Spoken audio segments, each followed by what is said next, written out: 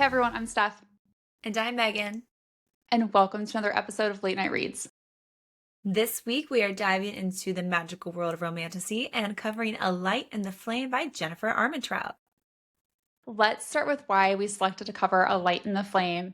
So, after learning that Sera is the primal of life, or at least has the embers of life in her, at the end of A Shadow in the Ember, that's a lot of embers.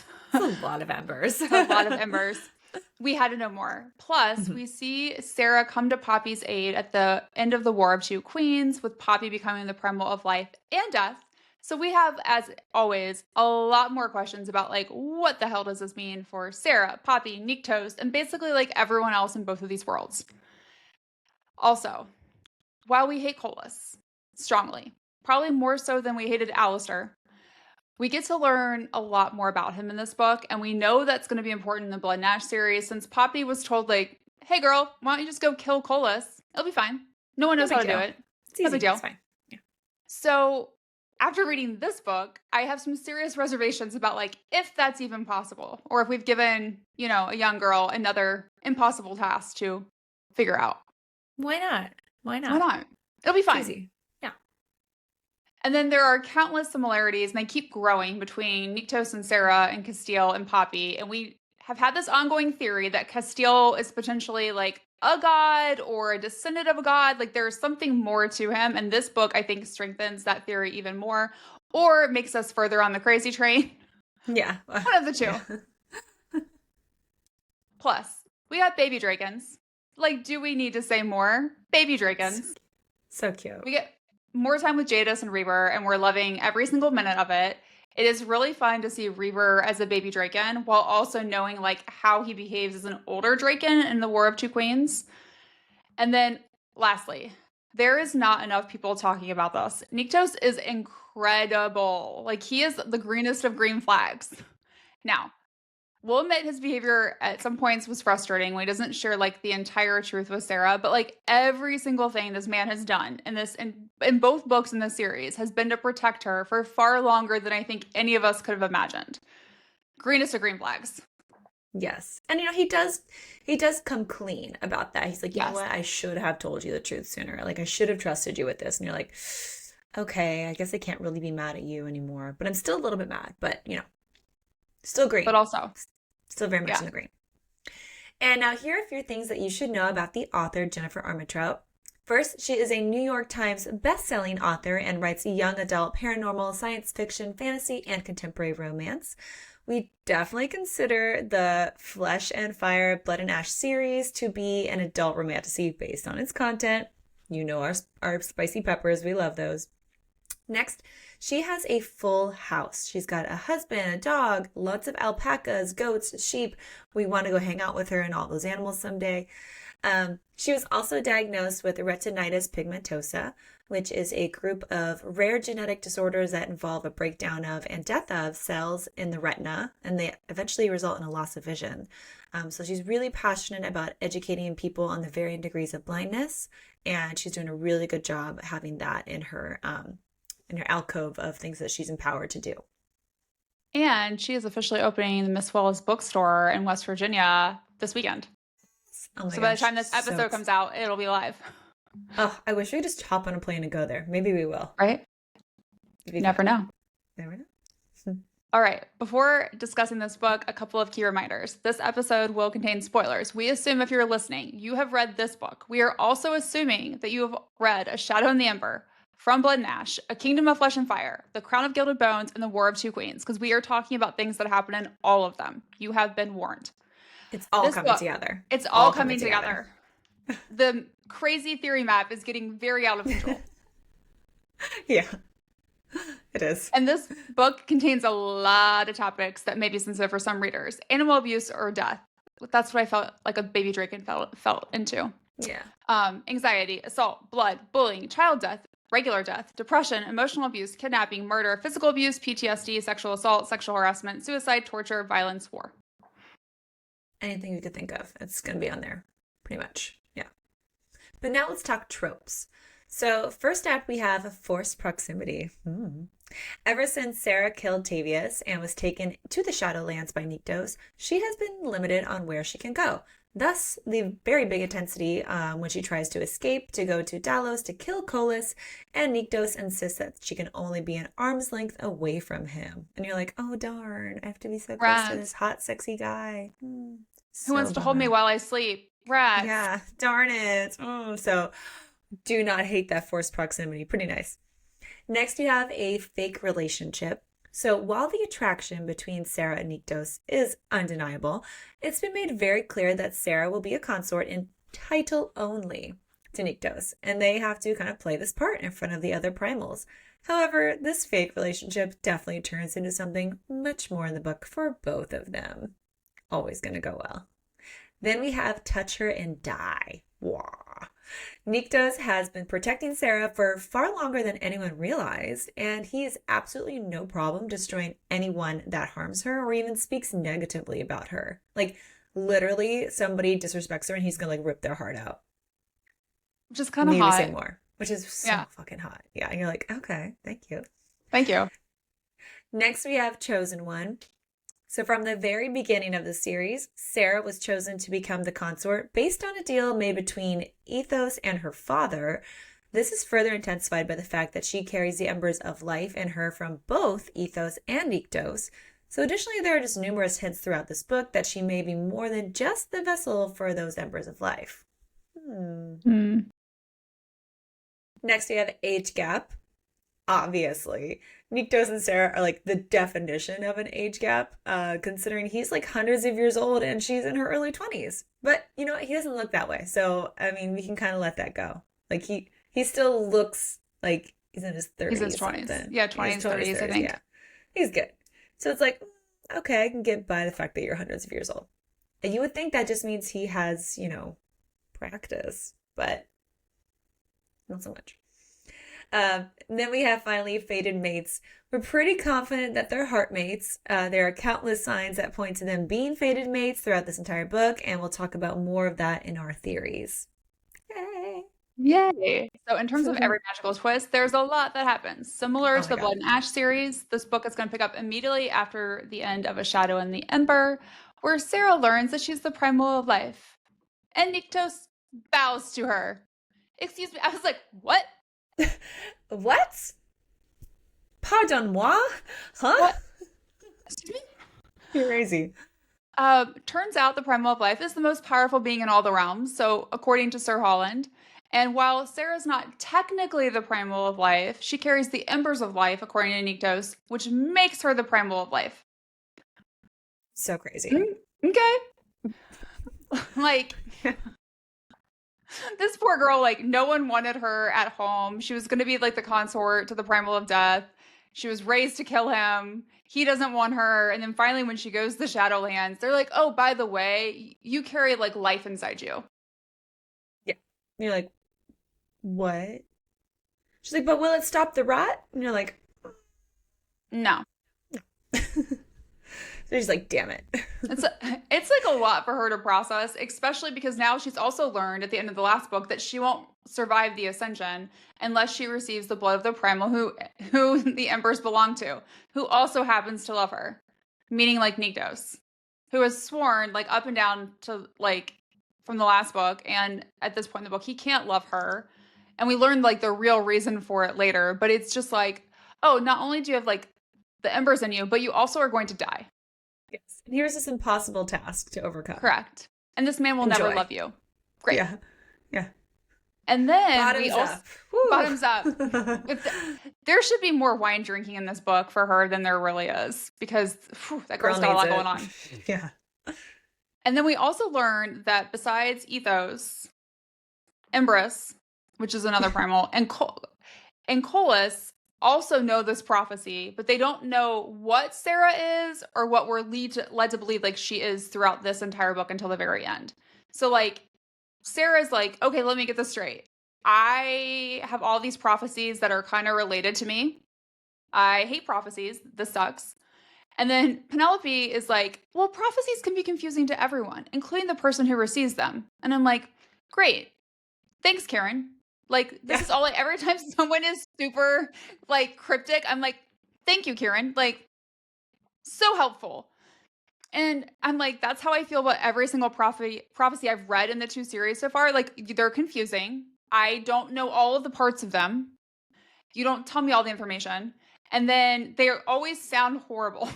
Like, they're never like, and then, peace and freedom will come. No, it's like, and then Death and death destruction. will come. Correct. You'll be the Like, harbinger of death. It'll be fine. can I get a new prophecy, please? I would like to exchange this one. I I don't do like not it. subscribe to this narrative. No. Please Yeah. excuse me. Refund. Refund, please. And then Penelope also mentions this gods of divination and how they call Mount Lotho home and they serve in Empress's court. And so the oracles would speak to them and they were welcomed by the Aerie. However, when Colas stole the Empress of Life and fucked up legitimately the entire realms, these gods were destroyed and no other mortals born were oracles. I'm like, okay, so then prophecies stopped. That was like the last prophecy, I guess. Great. Yeah. And then, if not to confuse you more, prophecies are the dreams of the ancients, which are like ancient primals, not the current primals. But Penelope doesn't know which ancient dreamt the prophecy she received. And I'm like, that feels like it might be helpful information. Like, I love when Jennifer Armentrout like drops a little nugget and it's like, when you first read it, you're like, that's not a big deal. And then you read it again, you're like, wait a why second. why did she say that? Why do I feel like I need to know who said that and that's going to have ramifications and needs to be added as a little pin on my theory board? Because that's what I did. Why does there now need to be a prequel to the prequel series? Correct. Is there? It feels like there should be, because you're like, who is this agent? What happened? Like, I also feel like I need to know about like Ethos and Colas and like how that all really came to be in order to like understand their motivations. So, I mean, it's fine. It's fine. Poor Sera. She's like, 21? It's fine. And you look at this and you're like, damn, and I thought I had family drama. I thought I had problems in my early 20s. Right? You're like, okay, no, this is nothing. Oh God. Isolation did not rest on my shoulders. Right? Yeah. No. Oof. So, but then we get our first big bomb of this book, and we learn that Colas hasn't just been recreating revenants, as if that's not bad enough, of course, but he's also having gods in his court create fucking cravens. Like, that's right. He's literally responsible for creating the first cravens, and like, oh my God. And that is what the seamstress was when she came back to life in A Shadow of the Ember. We're like, okay, at first we thought maybe she was like an earlier version of a revenant. No, she's a fucking craven. Fucking craven. So that's what happens to mortals when their blood is stolen and not replenished. And it has been illegal to do this to mortals since the dawn of time, according to Nyktos. But apparently Colas and his friends just don't care. They're like, we don't give a fuck, but we're going to do what we want. And you're like, fuck. Next, bomb, here comes. Tavius did not kill his dad. That's because Sera, like, kind of did, accidentally, oopsies, when she brought Marisol back to life, right? Yeah, you're like, oh, sorry. So, because they had to maintain a balance required that whenever another person, gets taken, it's decided by the Aerie. However, this balance does not apply to gods, so no other god should die as a result of Sera ascending Bele. And you're like, or Bella. And you're just like, wait, what? So basically, because she brought back Marisol, the king died.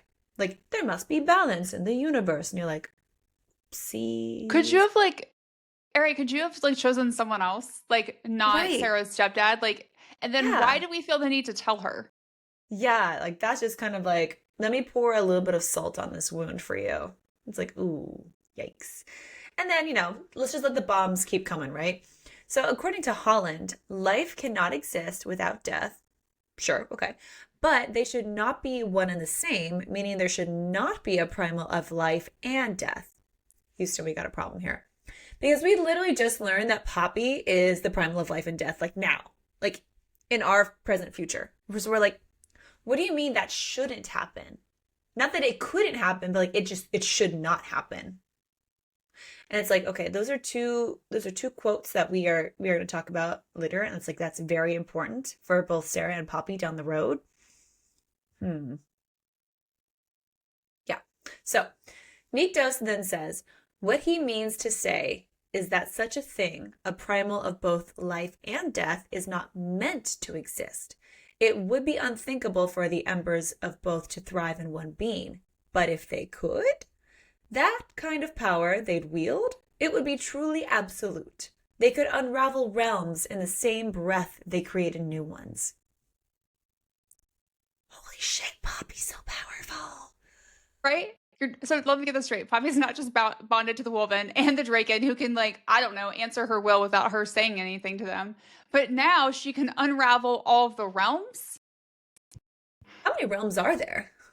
Great question, because I thought there was just 2, but I feel like there might be more. I don't know. And she can make more. And it's just like, oh, this is so insane. I'm like, Jennifer Armentrout, my mind is like blown right now. I just can't even. And then more. Holland says, there would be no stopping such a being. There could be no balance. Therefore, the fates ensured long ago that such power must be split, and that an absence of either ember would cause a collapse of all the realms.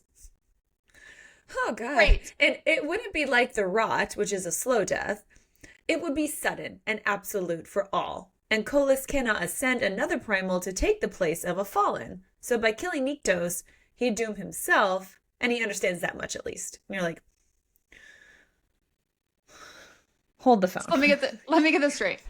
The Right? primal of life and death is not meant to exist, but eventually we know does in Poppy. This kind of power would be absolute and unravel realms. There's no stopping someone with this type of power, therefore no balance.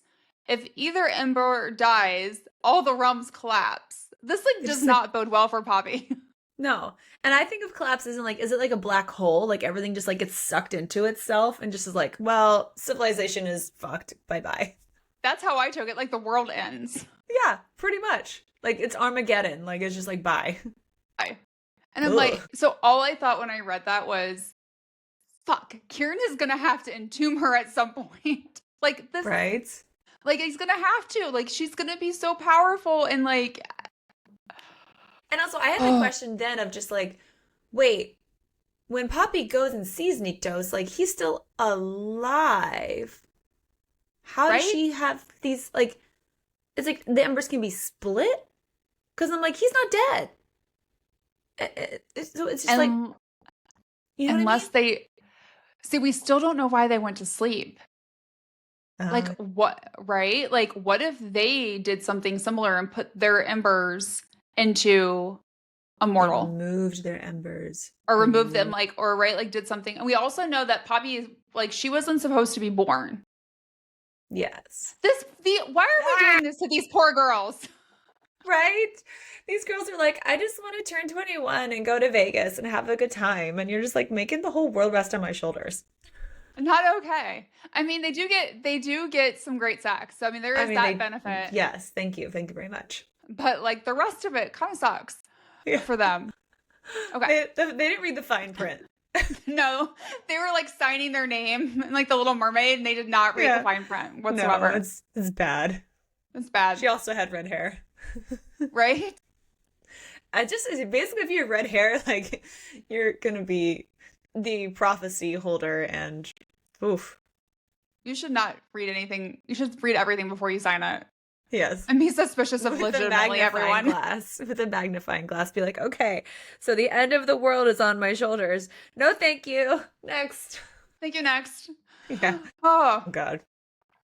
So apparently Nyktos thinks that Kolis wants to rule over both the Elysium and the mortal realms, where like all the cores in the Elysium replace the mortal kingdoms. So basically like mortals would bow down to gods and know their place. I'm like, that feels like a dictator. That feels like on par for the vibes of I get from Kolis.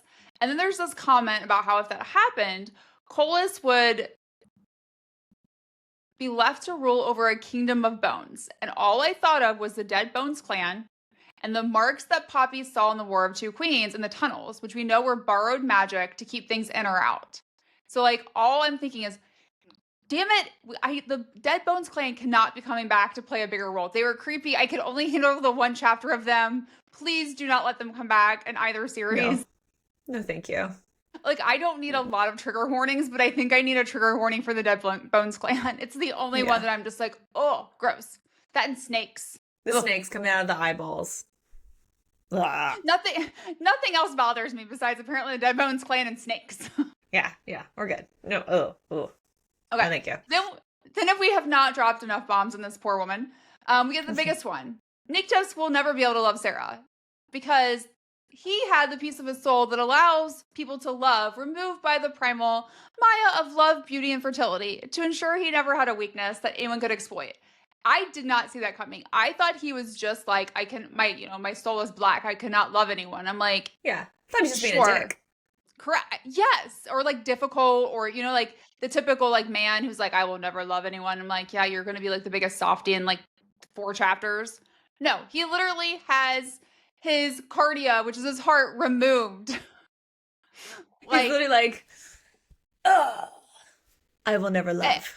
So I'm like, I got a lot of questions because theoretically, like that would mean that Sera would die because he can't ascend her if he doesn't love her, right? But she's not dead because she's alive but sleeping in the Blood Nash series. So I assume she's still alive. At this point was like, is he like the Grinch and his heart is gonna grow 3 sizes and just like magically like reappear? Yes. Or like, does he get it back? Or does he not need it? Your heartmates. That's how heartmates happened. The heartmate trials, right. I feel like it's gonna be like she gives part of her heart to him so that he can love her back. I love that. See? That's cool. That'd be cool. That could happen. But I'm just like, at this point, I'm like, if you can remove embers, why can't you share a heart? Exactly. Like a heart necklace that comes together. Like BFF. Yeah. That's where they're heartmates. See? Okay. Because all I'm thinking about is like, great. Now because of this stupid decision that Nyktos made a long time ago, the world is going to end. It'll be fine. It'll be fine. And then it's also like heartbreaking because like, by the end of this book that like he regrets that decision, which, when he did it, I don't think he ever thought he would. Yeah. So. And now it's time for another surprise. Sera has a charm put on her by Victor. So remember, Victor was Poppy's Victor. It happened to be the first Victor ever. And I'm just like, Victor. Like, oh my gosh. Because we're like, wait, I know him. I know that guy. I know that Victor. And he actually remembers all of the lives that he's lived because he was the first Victor. And you're like, oh my gosh. But then the Fates realized, hey, you know what? It might actually be easier for like the other guys, the other Victors, to not recall the details of the previous lives. Which you're like, okay, yeah, like because they're all gonna die, they're gonna remember their deaths and stuff. I'm like, oh, yeah, maybe not. So very curious then to see like if any of the Victors' past lives actually help Sera or Poppy out in the future. Possible. So also like this charm will then prevent Sera from being taken from where the charm was placed without her consent. So you're like, okay, cool. But immediately you're also like, I know something terrible is going to happen at some point in this book that's going to like require her to like give her consent to be taken away. Like, that's just like something's going to happen here. So then before Holland leaves, he quietly tells Sera that fate is never written in bone and blood. Does that sound familiar to anyone? It can be ever changing as her heart is, or as his is. And he says love is powerful, more so than the Ere could imagine. Again, makes us wonder, like, Holland, what are you trying to tell Sera without telling her? Because we're like, there's always these cryptic messages, right? And like, is it going to be possible then for Nyktos to love Sera without his cardia? I think so. Again, the heart maze, so. That whole thing, like, I just feel like it is. So then Holland also says another quote that gets referenced by Sera multiple times in this book. But what I can tell you is something you already know. What you've spent your life preparing to become, what I trained you for, it wasn't a waste. You are his weakness. And later in this book, Sera assumes Holland is referencing he as in like Colas. And she's like, oh, sweet. So like, I can kill Colas, right? And she's like, that's totally a possibility. Like, or is it just possible that like I'll still be Nyktos' weakness? Like, which way is this going to go? Right. But like, she keeps referencing back to that, being like, I could do this. Like, I just had the wrong god of death in my mind. It's not Nyktos, it's Colas. He's the true primal of death. I can kill him. And you're like, I don't know if that's gonna go as well as you think it will. Also, you have to seduce him and make him fall in love with you. That makes me want to vomit. You have to seduce your lover's uncle. This feels like Hamlet. This is oh, it doesn't end well for anyone. No, no, no, no, no, no, no. So then Penelope and Holland leave, and we get like some lovely banter between Sarah and Nyktos, where he basically accuses her of not caring about her own life, which is like a theme throughout the book. And she gives him a Right, list yeah. of like all the shit that's gone wrong in hers. And I'm like, what do you expect this poor girl to do in this situation and like to Yeah. feel? And if thinking about it from like the perspective too, like Nyktos, you have said horrible things to her. You're one of the very few people that treated her with kindness. And then you said horrible things. And then you also want her to be your consort, even though she's going to die in 5 months and you can't love her. Sure, there's absolutely no reason for Sarah to be cranky whatsoever. She should be really happy right now. Right? Yeah. Like, So, so happy and grateful. what? Okay. And then like to top it off, he keeps talking about how important it is, like what she carries inside her in a reference to like the embers of life versus like, I don't know, the person that she actually is. And Right. I'm like, It's like, I am more than the embers, okay? right. And it's hard because like I know part of this is like his defense mechanism, but I was like, you are doing some really great mind fucking in this book, like especially early on, where you keep talking to her about like how important the embers are, and then you make these like comments about how she's also important, but also the embers. And I'm like, which one is it? And you can't say both. Or But all three. or all three, right? Then the conversation's interrupted because we have not had enough drama in the first like couple chapters. We need to have more. And there's drama at the pillars that Nyktos has to go deal with. So she's like sent to her room like a child. I mean, in his defense, she is very reckless. She does need to Yeah. be watched or babysat. She does make poor choices. And we have Scion, who basically confirms that like no one in Nyktos' court trusts her, knowing now that like she was gonna kill him, even though she said that she wouldn't. And so they only like see her as like the consort once the coronation happens. So basically, like they're not loving her. So then she gets to be babysat or perhaps Drakensat, which is like the more Yeah. appropriate terminology, Yeah. by Orphine, who's in her mortal form, who's also less than thrilled to be like doing this. And she tells Sarah, the only reason you haven't died by Drakenfire yet is because you have the embers of life inside you. Otherwise, I would have killed you. Talk about making a girl feel like shit even more so than she already does. And then we also see this kind of like PTSD situation where she struggles to take a bath again because of what happened in A Shadow in the Ember where Hammett tried to kill her. I Yeah. like don't blame her. No, yeah. Mm-mm. Do not blame No, her thank at you. all. No thanks. But then the real action happens when Sarah is awoken by a loud crack and told by Orphine, do not go on the balcony. Which I'm like, of course she's gonna go. Like, Like, don't tell me not to go do something. I'm gonna go do it. Like, please. Kick-ass women don't like to be told what to do.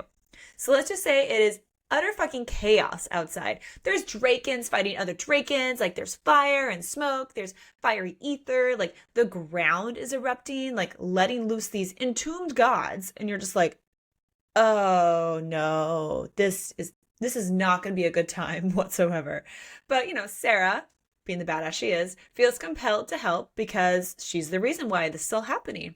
And basically has to like strong arm Orphine to follow her outside. And our immediate thought was literally like, Nyktos is not going to be happy about this. He's going to be very pissed off. And she's like, whatever. And she's like, I am not going to stay where he left me because I am independent and I'm going to do what I want. So during this epic battle, we learn a few things that number one, Drake and blood will burn most things alive.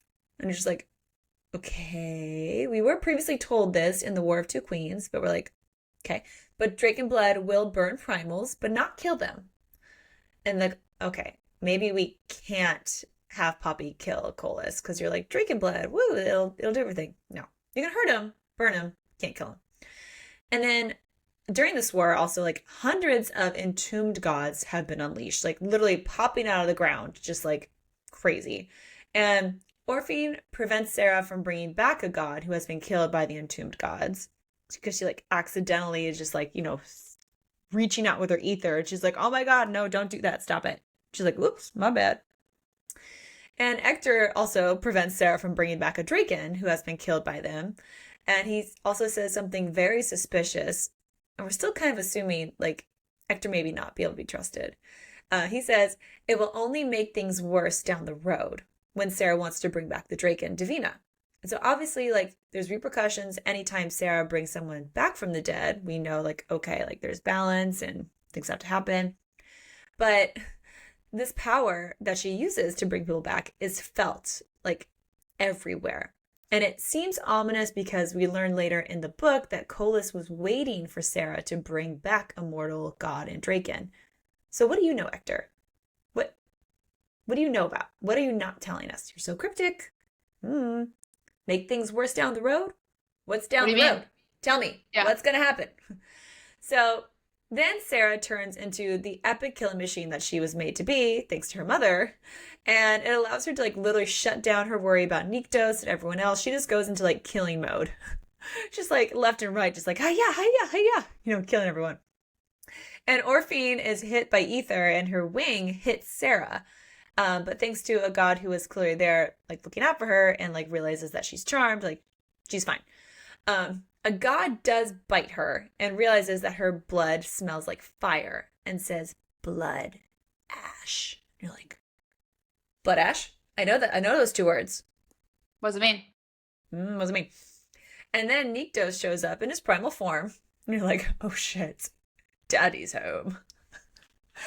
Oh, that's so true. You know, just like, oh god. And he's just like, oh, and just like rips the fallen god in two with his bare hands. Slightly disturbing, but also very hot at the same time. But, you know, again, like, that's what you get for touching what's his, even though he won't admit it. You know, it's like, touch her and die. I'll rip you apart with my bare hands, but I don't love her. But you know, concert and title only. Yeah. But also, we're extremely worried about her. So he's worried about her and tells her it's more important than anything else. And I'm like, wait, what? And he also has a very visible reaction when Sera tells him that a god said her blood smelled like life, blood, and ash. So Nyktos knows that that must mean something else. And he says her blood smells like a summer storm to him. And I'm like, that's very different than life, blood, and ash. Okay. And then, according to him, since Sera's in the culling, her body can't afford to lose that much blood or work to heal those wounds, so she needs his blood. And then Sera has a, let's say, slightly similar reaction to drinking Nyktos' blood that Poppy has with Casteel, and the feeling is definitely mutual. Definitely. So that's when we get our first spicy scene to happen in the book, with Nyktos having Sera use her own fingers to fuck herself while his hand is on top of hers. But I'm also like, just do it. Just, like, we were doing it last book, like, come on. Why are we going back in ratings? Like, we already are rated. Like, why are we going back to, like, PG-13? Like, come on. Nope. Right? Give me the X. Give me the spice. And we get it later. But I was like, And then there's, like, this moment after that where he, like, holds her hand and, like, she feels peace. And I'm just like, oh, like, it's very confusing. Very, very confusing. So seriously. After that happens, she asks to join Nyktos in the war room with the others to discuss the attack, which surprises him. And I'm like, why does that surprise you? Like, she wants to be in the room where it happens. Why haven't you figured this out? Right, yeah. Have you not been paying attention? Correct. She wants to go in your office. She wants to go out and, like, fight when there's a fight, like a war happening. So at this point, I don't think he realizes how she feels about him and how he makes her feel. Like, I think he's, like, choosing to ignore all of his feelings. And then we have Bele, who feels like the attack was because of her, and she wants to leave the Shadowlands. And Nyktos and Eos won't allow it, which is cool because then you realize later that they're in a relationship, which I want to see more of, which hopefully we do in a later book. And then Sera speaks up that she's the one drawing, like, all this bad shit to the Shadowlands because of her actions, you know, because she just keeps bringing people back from the dead. Like, no biggie. She can't help it. And then she can't help it. She literally, I think, can't help literally it. Can't honestly. Help it. Yeah. And then she also mentions there was a god who saw her and didn't seem to care if she lived or died, since he did nothing when the entombed god tried to attack her. During that whole fight scene, I was like, okay, so there's regular gods and there's entombed gods. There's gods from the Shadowlands. I think this other god was not from the Shadowlands. We learned, I think he was sent by Bessos. later in the book, but I'm just like, that was a lot to like keep all There's a lot together. of gods everywhere. It was a little confusing to read. I had to read it a couple And times. you're like, who's the good guy? Who's the bad guy? Who's a good god? Who's a bad god? You're like, right. And whose blood is that? Correct. And so because of all this, that like this god didn't care if she lived or died, Sarah's like, well, then it wouldn't be Colas. Assuming what like Penelope has said about the embers of life being true. Because like we don't want those to die. And so then we see Nyktos almost go full primal again. Like Daddy was almost home again. When Ballet mentioned someone almost killed Sera. Oof. Yeah. He's very upset. It's not like that. Then Nyktos is like, has to say like, he's like, Ash. And then Sera like touches him and it like calms him down. I'm like, okay. And I just like imagine like her touching his arm and like the rest of the room like holding their breath like, oh my God, she's touching him. Like, oh my God, she's like, touching. No one touches him. No one touches him. Like, right? Oh. Yeah. So then, since learning of Nyktos' inability to ever love her and believing that she was meant to then be Colas' weakness, Sera starts to realize that she needs to get to Colas. She's like, I need to go to him and try and seduce him. Because, like, that's what I was taught to do for the Primal of Death, right? No big deal. So this is why she tries to escape and head toward Dalos, the city of gods, where Colas holds court. And this is another moment where I thought back to Miss Willa telling Poppy, do not enter Dalos, like even when she went into the Elysium. And Sarah's like, I want to go. Woohoo. And you're like, oh no, Where's Miss Willa when you need her? Right? Yeah, where is Miss Willa? I'm like, she should be alive at this point, right? Like, I think she's so. under a pseudonym. Maybe she's going by something else. Maybe she's a god. Maybe she's the god of love, Maya. Maybe. Changed her name around? I think so. So, basically, on Sarah's attempt to get to Dalos, she sees another hawk. And at first, we don't think much of this hawk because she saw one in a shadow in the Ember and she like healed it and stuff. But this second hawk is now like very much seen. And like we learn later that like hawks are a symbol of ethos. And you're like, okay. Plus, this hawk ends up helping her to fight off shades that start attacking her. Of course. And we also see Sarah's ether then go towards a shade, because again, she can't help but just bring things back to life, right?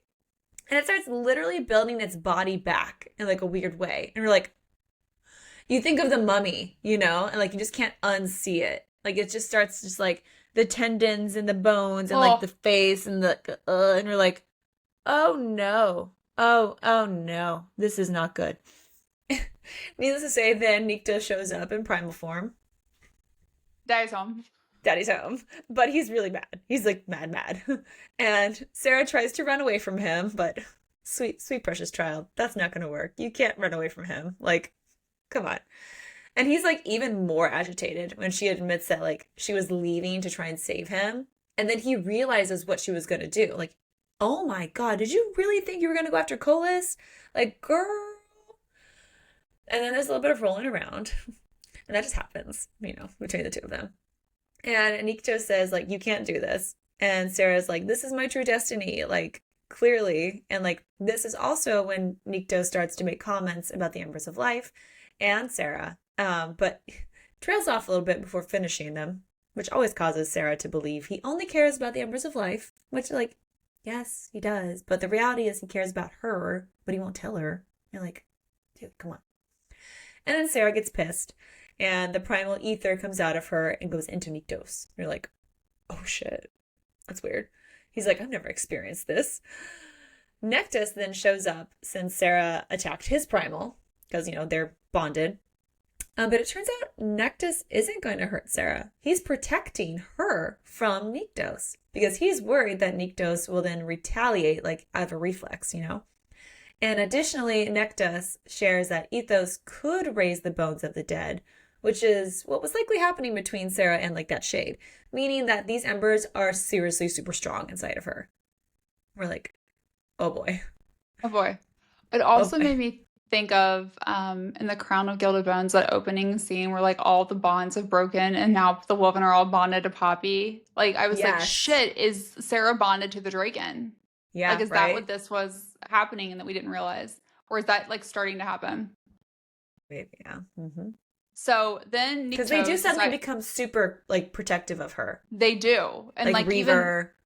Yeah, like throughout the book, I feel like more and more seem to feel like this connection to her that they don't really explain. So then Nyktos tells Orphine and Ector about Sarah's plan to go to Delos to kill Colas, and they're shocked. I mean, like, I was shocked, Yeah. right? Like, I mean, it's Colas, and you're like this cute little girl. Can you also just remember, like, when Poppy tried to run away from Casteel, and just like she barely like made it out in the snow, and he's like, "What were you thinking? Like, of course I was gonna catch you. Like, what?" Right? Like, but And Sarah's like, "I'm you're gonna smarter run than away." this. Yeah, it's like, don't be dumb. But yeah, same thing, Sarah. I was like, do you really think you're gonna get there by yourself? Apparently.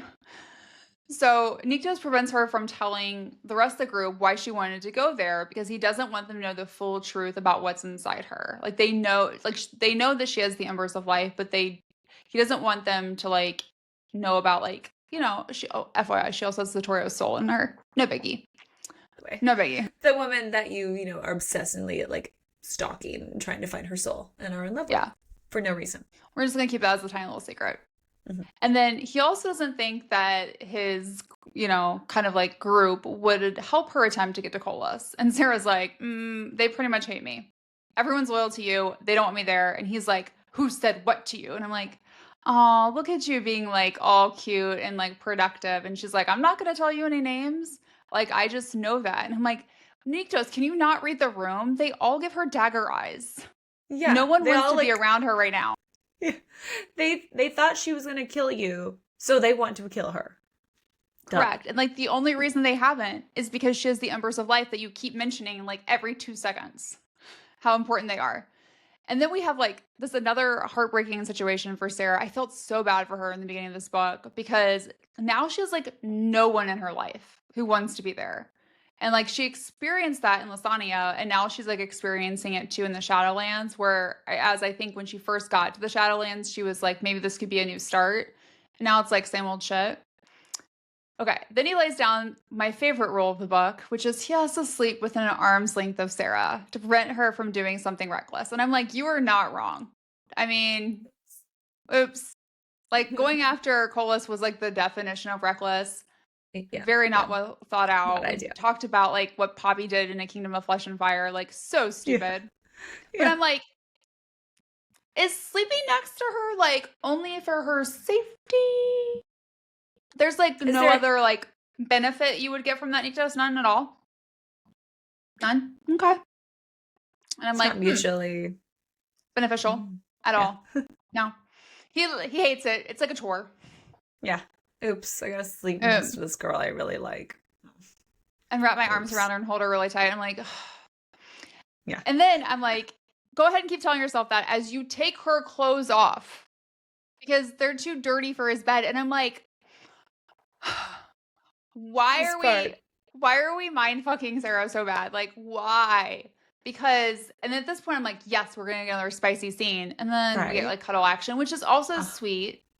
Right? Because you start to see him like, he really, as much as he says he can't love, he does, I think, do that. Anyways. And then he makes her promise to never go after Colas again. I'm like, of course she's going to say yes. And of course she's going to be lying. Mm-hmm, sure. Yeah, I'll never do it again.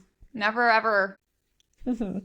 So then one of my favorite parts in like the early part of the book was like the next morning in the throne room. Like he has like Sera come to the throne room and like stand next to him, and like all of his trusted allies and like guards and other gods are there.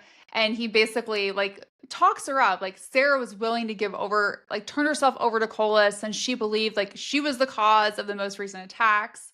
And he's like, but she wasn't. And I'm like, wasn't she?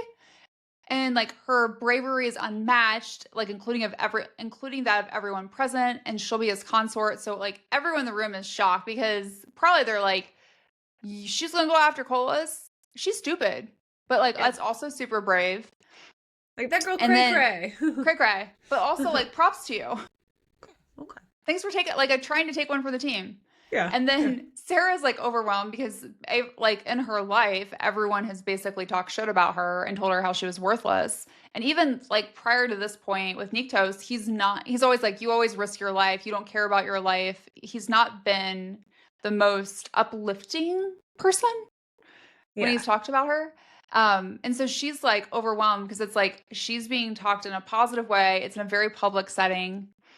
And then it's like, it's such classic mindfucking because then he's like whispers to her, everyone will see you as brave and daring, and no one will harbor ill will, about you in the Shadowlands, or he'll destroy them. And, also no guards will help you escape now. And I'm like, God damn it, Nyktos. Like, that was real hot and sexy and like, and now you're just like, and I use it for ulterior motives so you can never get out. And I'm like, Rude. so rude. So hot and frustrating all at the same time. Yeah, like first you're like, oh, you're building me up, and then it's like, fucker. Right. So annoying. Ugh. But then, we get this super sweet scene between Sera and Jadis, and we love a good baby Draken scene, and it just warms my little heart.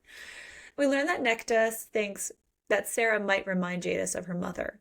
And Nyktos also mentions that he's never heard of heartmates occurring between mortals, but that doesn't mean it's impossible, and that the loss of a heartmate can be catastrophic. But most importantly, heartmates usually only occur between two people whose unions are linked to some greater purpose. And you're like, well, that makes sense because Pappy Casteel, duh.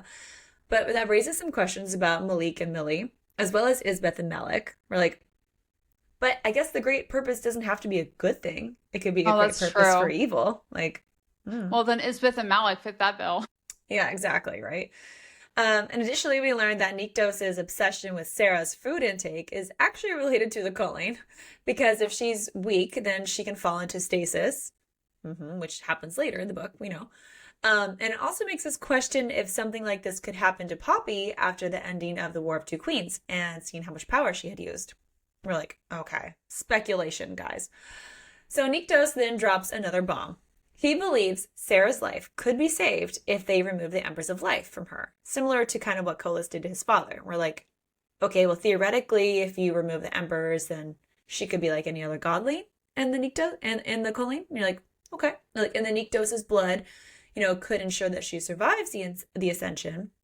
But this is like also when we learn that all of her blood would need to be removed and replenished with his. Does that sound familiar? Does that a little bit about what happened to Poppy and the Crown of Gilded Bones? That's like exactly what Casteel did to her. Which makes us question if he has some lineage ties then to a primal, since, he was able to successfully ascend Poppy and she is a primal.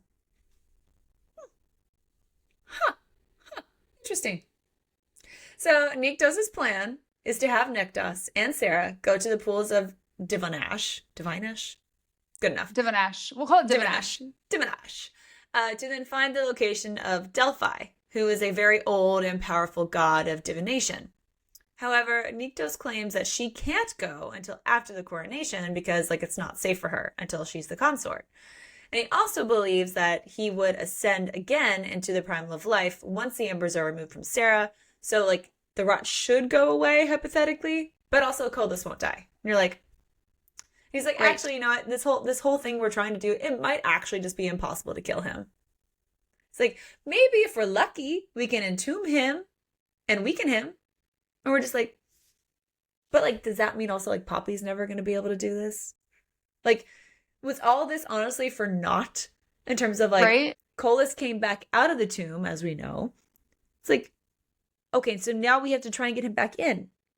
The cat's out of the bag, get the cat back in the bag. Also, you may never be able to kill him. It'll be fine.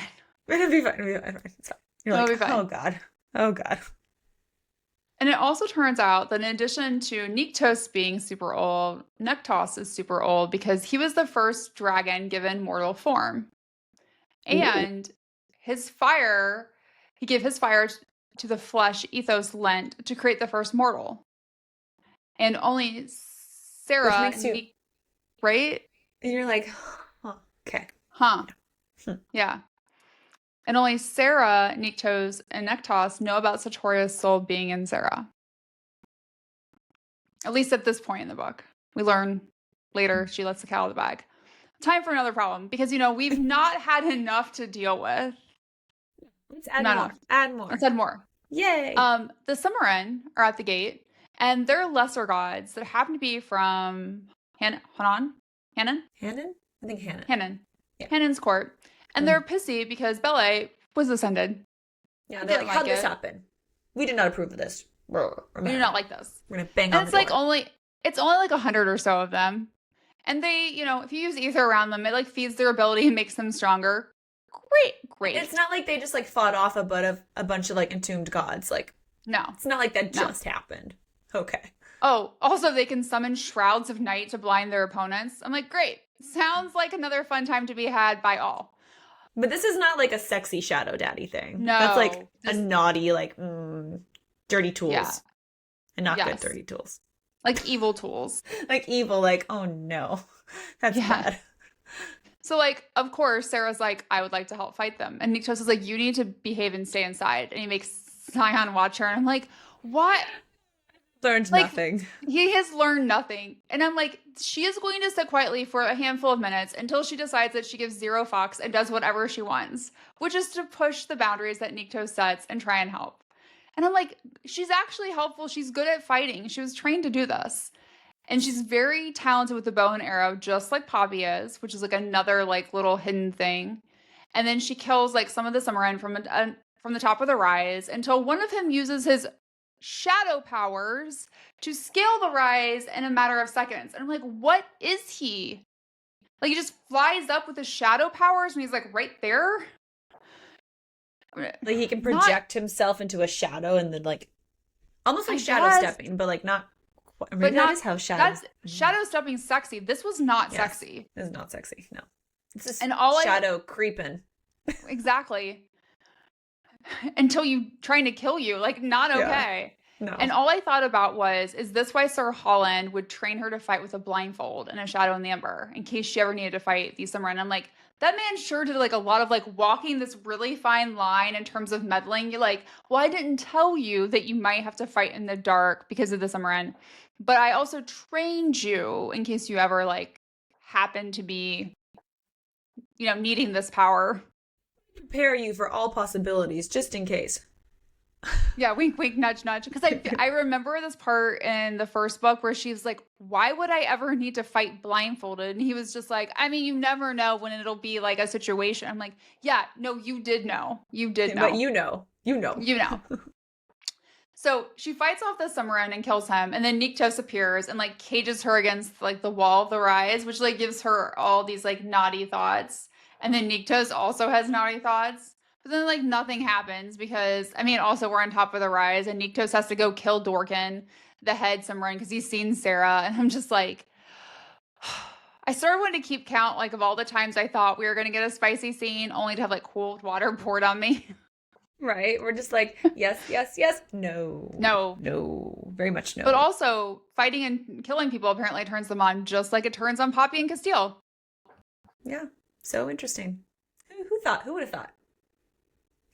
But then later, we have Sera, Ector, and Rain are waiting for Nyktos in his office, and Ector claims that they should trust Sera because she saved their lives in the battle. And I was like, all right, yeah. And they're like, okay, starting to wonder if Ector is actually trustworthy and not a bad guy like we thought he might be in the previous book. And this is also when Rain comments how Sera doesn't know what Nyktos has sacrificed for her, but like Ector won't let him say anything else. He's like, shh, stop it. And you're like, okay. We want to know what Rain's talking about. We want to know. Tell me. Like, I have a lot of ideas. None of these are actually anything close to the truth that we learned in the book. We're like, oh, well, wrong. So then Nyktos gets to his office, not pleased with Sera. Shocker. Duh. Because she did not stay where he put her. And you're like, well, come on. Like, isn't the definition of insanity doing the same thing over and over again and expecting different results? I'm like, you should know that she's not going to listen to you by now. Like, come on. Get it in your head. And then he questions her about why she won't listen. And her response just is so much like Poppy. Because she's just like, I'm just tired of living life like I have no control. I'm just like, my entire previous life was literally decided for me. And I had no power. And I just won't do that anymore. And you're like, yeah. Good. Own it. Good thing, girl. And this is also when we get to see Sera share more about what happened to her in Lasagna with Nyktos and how Octavius treated her. So we knew, obviously, he was just mentally and physically abusive to her. But she also alludes to him sexually assaulting her in the past and fearing that he would have done it again the day that he was, like, whipping her.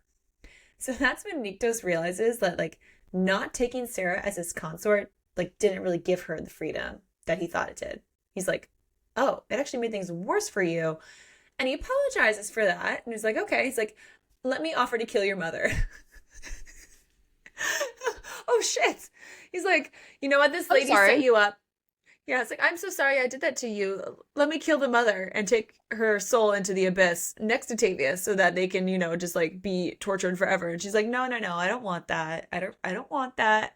Proving once again that she is a better person than anyone else in her family. But I love that offer. It's like, let me kill her for you. And you're like, oh, shit. It's such a, like, all I thought of was, like, him and Casteel are so similar, because that's, like, what Casteel would, like, oh, I will just kill him for you. That will be my gift to you. And no, we don't need to always kill people. And I feel like Sera and Poppy are the ones going, like, they don't need to die.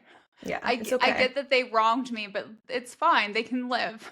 They can live. I will forgive them. I will be the better person until I choose not to be. And it's funny that both of those men call, like, Sera and Poppy stabby, and I'm like, both of you are murdery. Like, yeah, it's like, she may be stabby, but you are slicey.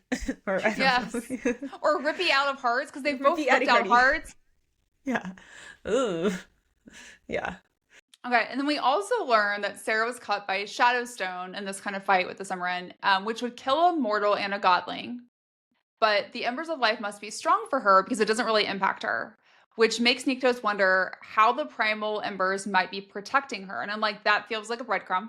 That feels like a breadcrumb. It also makes me wonder about, like, Poppy or Tawny and how she was, right, like, stabbed with the shadow stone and she's alive. But we also know that, like, she's not the same. So I'm curious what's going on there. And then we do get another steamy scene where Sera's turned on by the thought of walking in Nyktos' bedroom naked, that she decides to take care of her own needs. And she does. He's in the room, shows up in the room later, and then, like, uses his shadows to kind of help. That's good shadows. We like those shadows. We like those shadow daddies. Mm-hmm.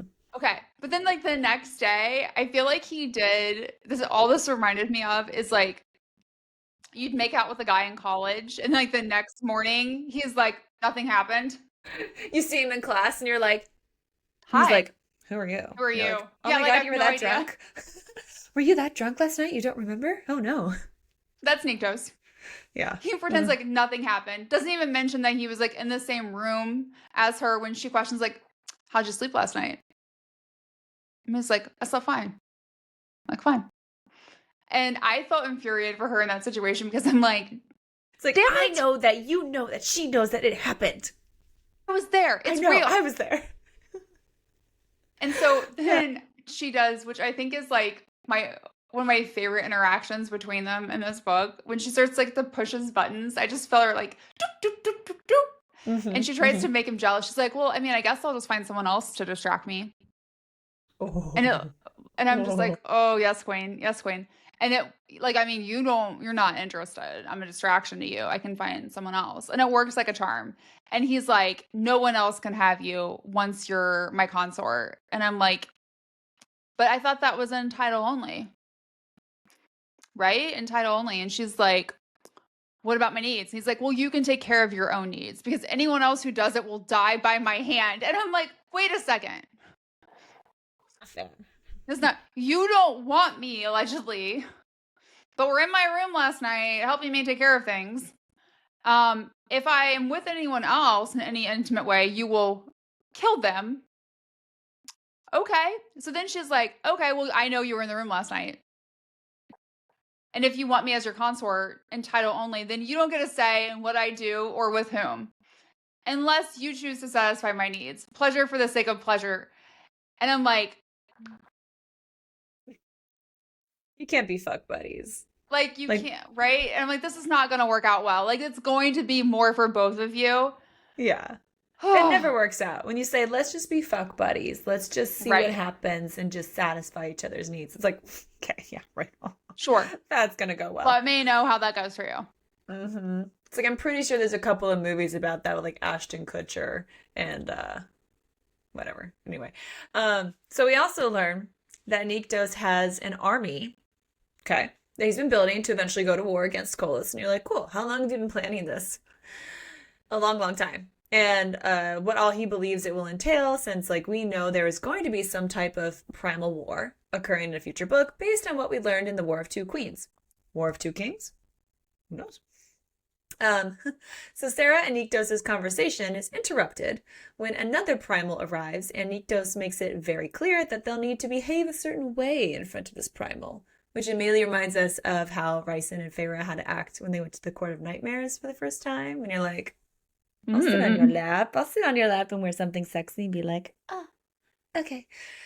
But now, let's talk about Ates, the primal of accord and war, and what happens while he's there.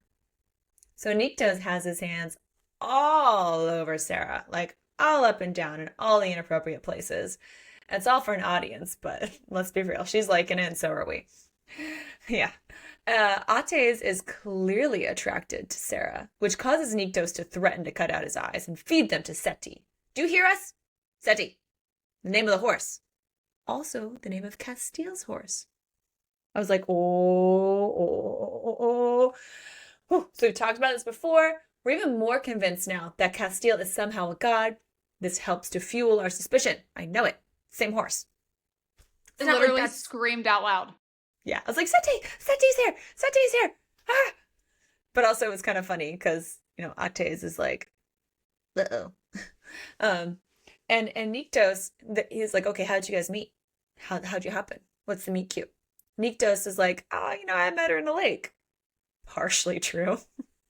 Sera then threatens to make Ates eat his own eyes if he refers to her as an accessory ever again. I'm like, okay, so this guy's eyes are going to be taken out. He has to eat them, and then also the horse has to eat them. Great. Got it. Don't look. No looky. No say bad things. Ates then questions if Veses has seen her yet, and mentions how it will be a complication. And at first we're like, okay, what is really going on with Veses and Nyktos? Have we had the wrong impression? Like, initially is what we all think, until we learn the truth much later in this book. But again, still, I just don't like Veses. I'm just like, no. This bitch. She's is bitch in the yes. She's the original is bitch. The original is bitch. Veses. So Ates, who I think in my description is very hot. Yes. Oh yeah. Very much so. He pushes a tempting person. A very tempting person for Sera. Nyktos should feel friend. So he pushes his Nyktos on killing the Summerin and Dorkin, mentioning that you're usually more lenient than other primals. Like, I'm surprised you went to these lengths. And then he asks about how a god ascended in the Shadowlands, and Nyktos is like, well, I mean, clearly it had to be Kolis. No one else can ascend a god, anyone besides the primal of life. Wasn't me. Wasn't us. I mean, obviously. Are you questioning that? Yes. And then apparently, Hanan? Hannan. That's it. Hannan. Yeah. Is throwing a fit about ballet ascending and is convinced that Nyktos did it. And all the other primals are worried about another god ascending and challenging their position. I'm like, it's like fucking politics. I can't with you all. Like, great. Get over yourself. And then it comes out that Ates has come because he's curious, like what's going on in the Shadowlands, and because Kolis sent him to deliver a message. Kolis has decided to deny Nyktos' right to a coronation for his consort. He would like it to be more traditional, and for Nyktos to gain Kolis' permission to crown a consort. And I'm like, are you his father? Are you her father? Are you her father? Is there a dowry? Permission? Like, what is going on? I give you 2 goats. 2 goats for you to get married. 2 drakens. There you go. 1 dead dragon is what ends up being. But 1 yeah, that's not good. That's not. So there'll be no coronation tomorrow. Kolis will summon them at some point in the future when he's ready.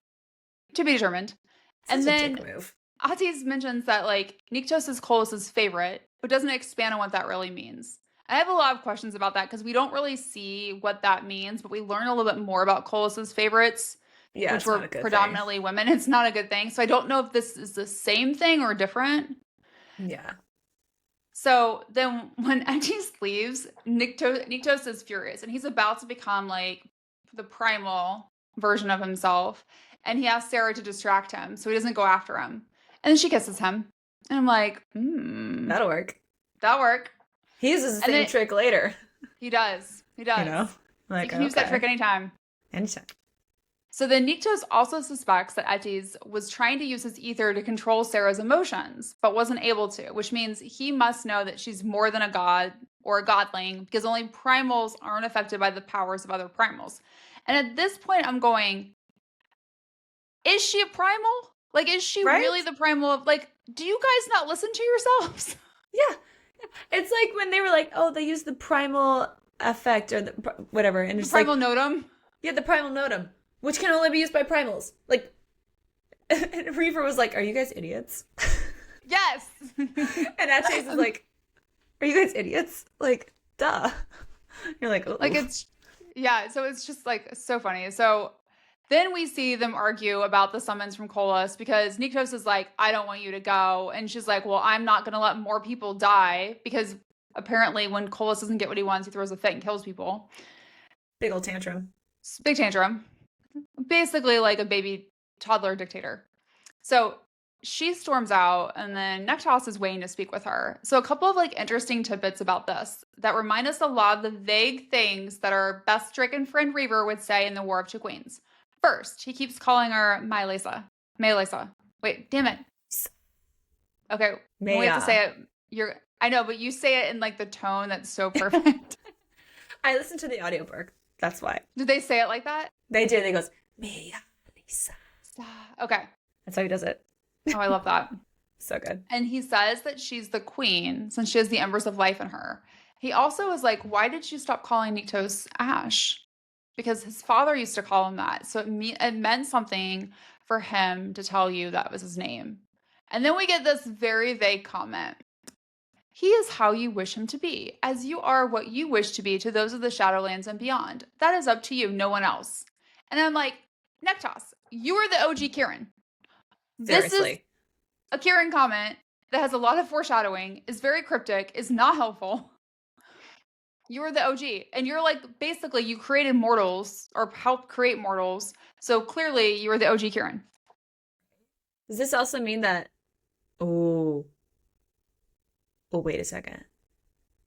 Since Nyktos helped to create all the mortals, does that mean like they're all like directly like descended from him in a weird way?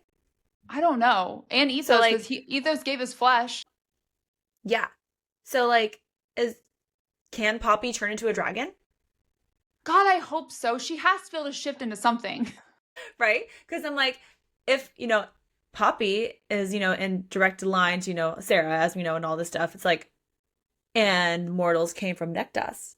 You would think maybe a little bit of that power trickled down. Maybe she can. That would be cool. We'll see. Anything that involves dragons or drakens, I'm here for. We're here for it. Yeah. And shadow daddies. And naturally. Always for the shadow daddies. But only the good ones, not the shadow creepers. We don't want those. No. Yeah. So, speaking of, that night, Nyktos tells Sera that she has to sleep in his bed, only an arm's length away, because he doesn't trust her not to escape, which is true. It's a good idea. Good. She would do that. So we also see that she's bleeding from the mouth again when she brushes her teeth, which we're like, dude, you're closer to having fangs. We know it. We see it. It's true.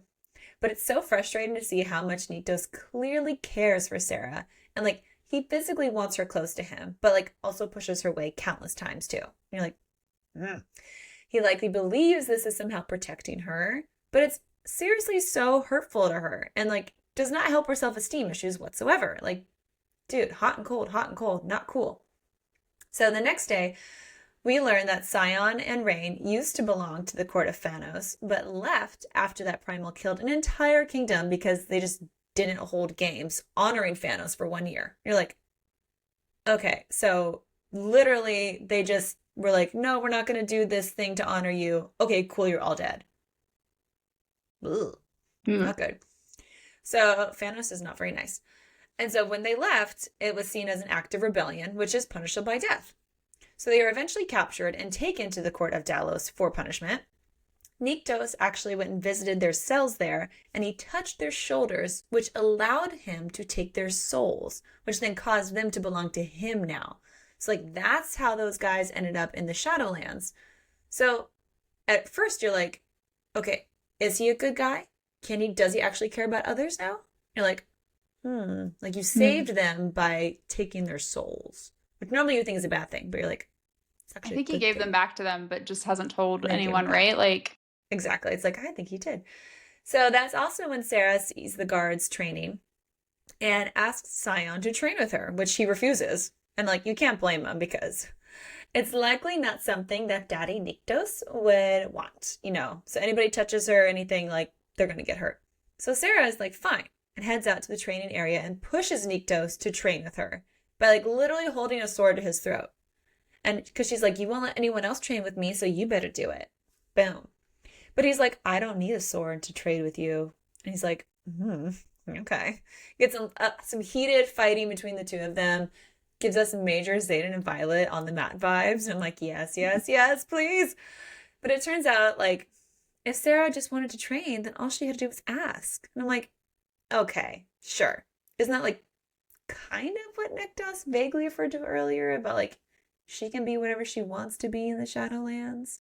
But also like she can't because like she has to be an arm's length away from him at all times. So, that you know. reminds me of Shield of Sparrows, Yes. where like Odessa like feels like she's caged, and like the Guardian's like, well, have you ever realized Major Cage was unlocked this entire time? Like, no, she did not, because you literally like would throw down her rope ladder at night.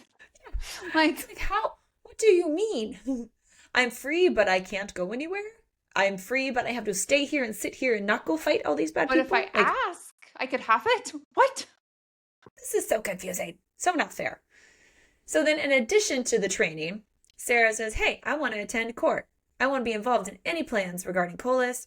I don't want to just go, like, wait and go into the Vale. Like, I want to go see my stepsister. Like, I don't want to eat dinner alone. I'm going to have help in any way that I want. And it's like, then she's like, oh, all I have to do is ask? Okay, let me just tell you what I want. Here are my demands. And you're like, well, she's going for it. Like, she's going to test the waters now and see, like, you said I ask, now I ask. She's like, I'm going to help however I want.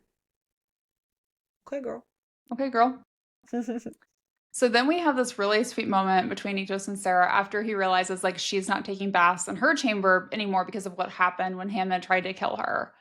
And so he like takes her to his bathroom where he has this like huge tub filled with hot water and bubbles for her to use. I envisioned it like the tub in the Never List that was like big enough for like the 5 of them. God, I That's love what I that. envisioned. I love that scene so much. And like ensures her she'll be safe with him in there. And she has like the most glorious bath experience until she like falls asleep. And like, weren't you worried about drowning? Right? Yeah, I was like, oh, that's not a good thing. Let's It's not like a do thing. that. And then we find Nyktos sitting on the edge of the tub, like watching her. And I think a non-creepy way. I think it's in a sweet way. Sweet way. So Even though she she's naked and the awakens. bubbles are gone.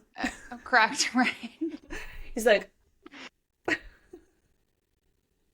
So when she wakes up, she's like, you're watching me. And he's like, well, everything you do is seductive. Pot, meat, kettle. I mean, hello. Like Nyktos, same. Same. duh, same baby. Shadow daddy.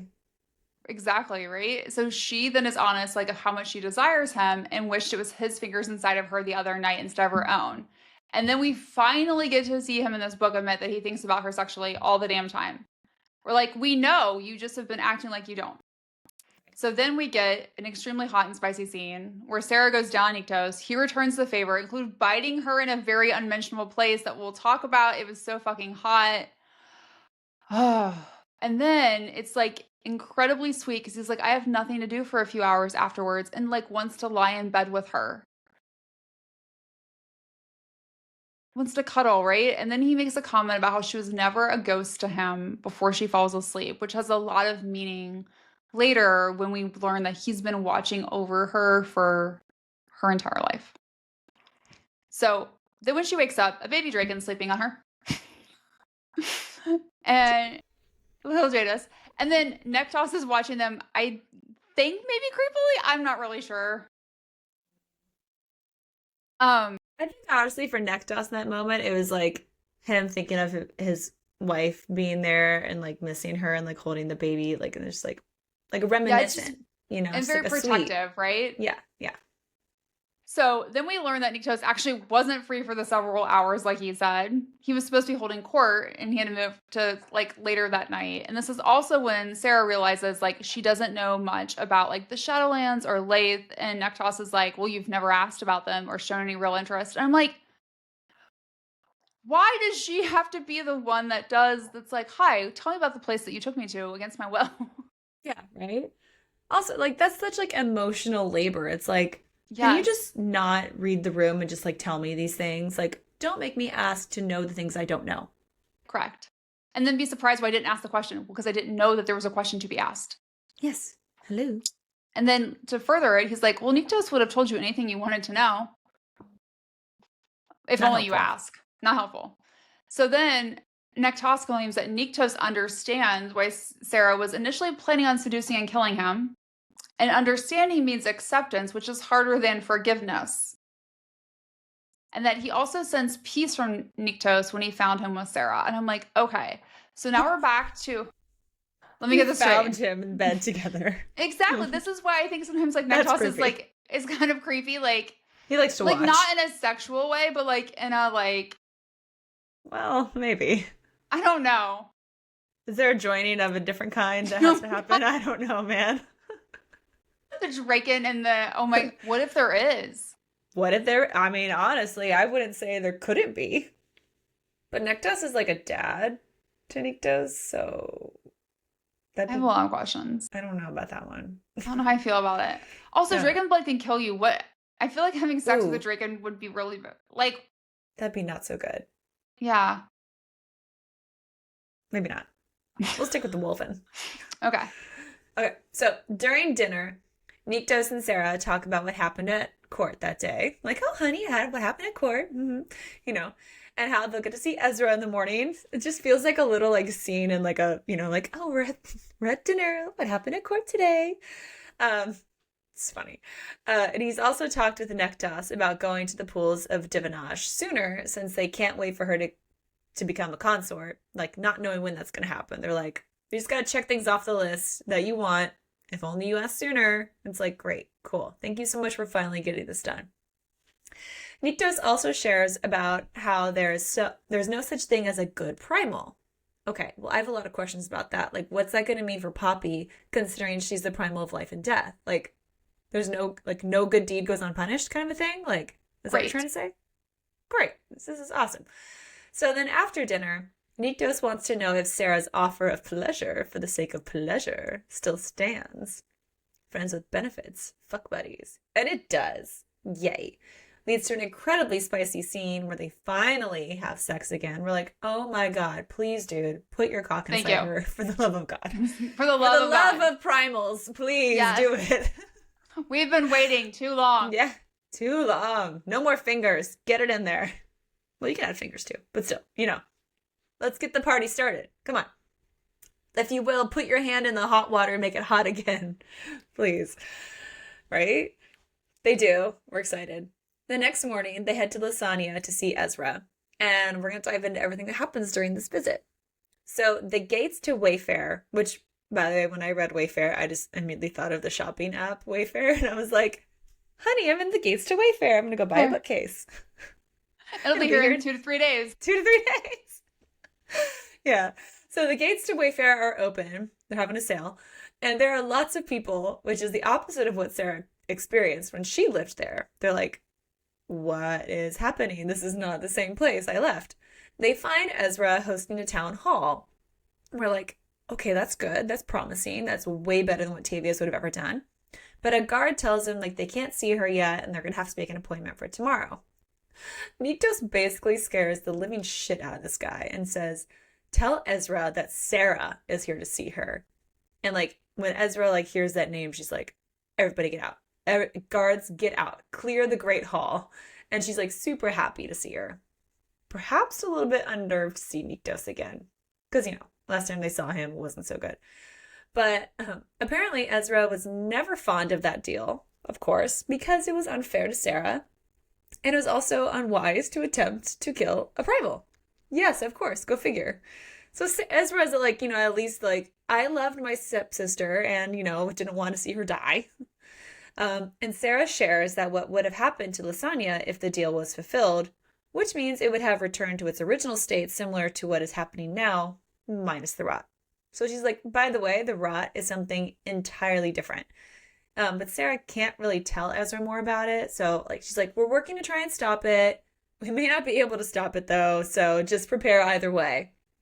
And Ezra immediately believes her. She's like, I know you're telling the truth. You wouldn't lie about something, especially related to the kingdom. Like, you still loved your people. You still, would do the right thing. And Ezra has actually been making lots of changes to help all the people impacted by the rot and like shares with her some of her progress.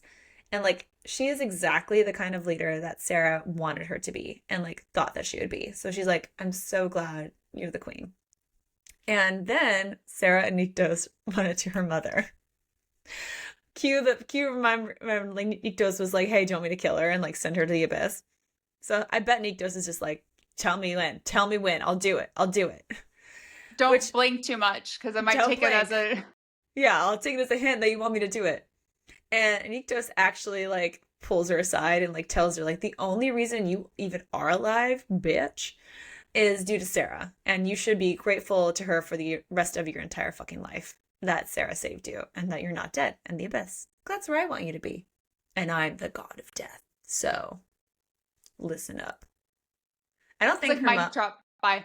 Yeah, right. It's like, be grateful. Boom. Ooh. So after they return from Lasagna, we get another sex scene. It does not have a ton of details. And then we get more sex with more details. Not as many as we'd like, but we'll take it.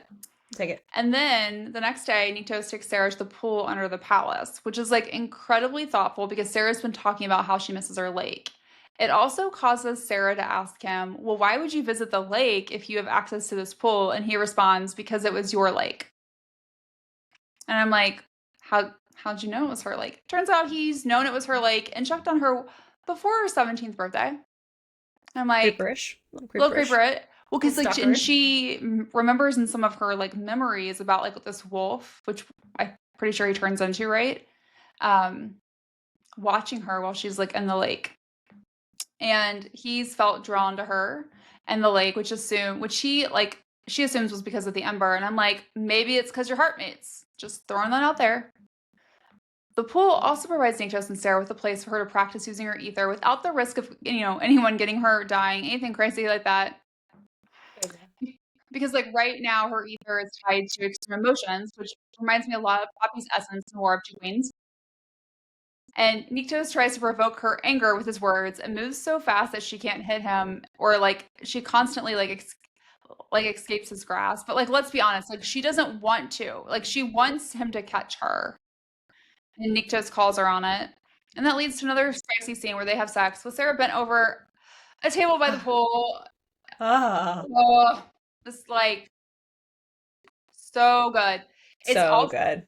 So good. It's also the moment where I think things start to really change between them and they both acknowledge how she's safe with him, which is like a big deal for her. But that felt like a big shift in their relationship. So after hot sex, they finally get in the pool together. I thought we'd maybe get pool sex originally, like when they headed to the pool, but bent over the table sex was just as good. It was very good. Very good. And we see like this playful side of Nyktos where he's creating like all these little like cyclones in the water and having them like drop down on Sera and stuff. I kind of was hoping we were going to get a little bit of a, water scene with the... I mean, like Axel. Oh my God. Like Axel in the Neverlist. Uh-huh. Yeah. Like, well, hey. The things that man can do with water. Without water. Right? Oh boy. If you haven't read that book, everyone, you should read it. So it's also in this moment that Sera starts to realize that she wants more with Nyktos. Like she wants to be his wife, his partner, his queen, his consort. Like we see her starting to like feel that. I'm like, girl, he feels it too. He just is not good with his words. Yeah. And clearly we've already learned that like if you want something, you have to say it. If you want to go and hold court, you have to ask for it. So, if you want to be his wife, partner, queen, consort, say it sooner rather than later. Correct. Duh. But, we can't do that. Anyway, so additionally, Sera is able to see Nyktos' eyes change to blue, which is a big deal. Because, like, no one has seen their eyes that color since Kolis took the embers of life away from Ethos. And you're like, oh, that indicates the primal notum, or the bond between the true primal of life and the Draken. You're like, dude, can't she turn to a Draken? Can't Poppy? Again, I'm still like, I don't know. We really want that to happen. I really want it to happen, yeah. But this likely means that Sera is also closer to her ascension than they previously thought. And they're like, oh no, we need to get those embers out of you now. So now it's time to head to the Vale. And Nyktos gives Sera her own horse, Gala. And you're like, oh.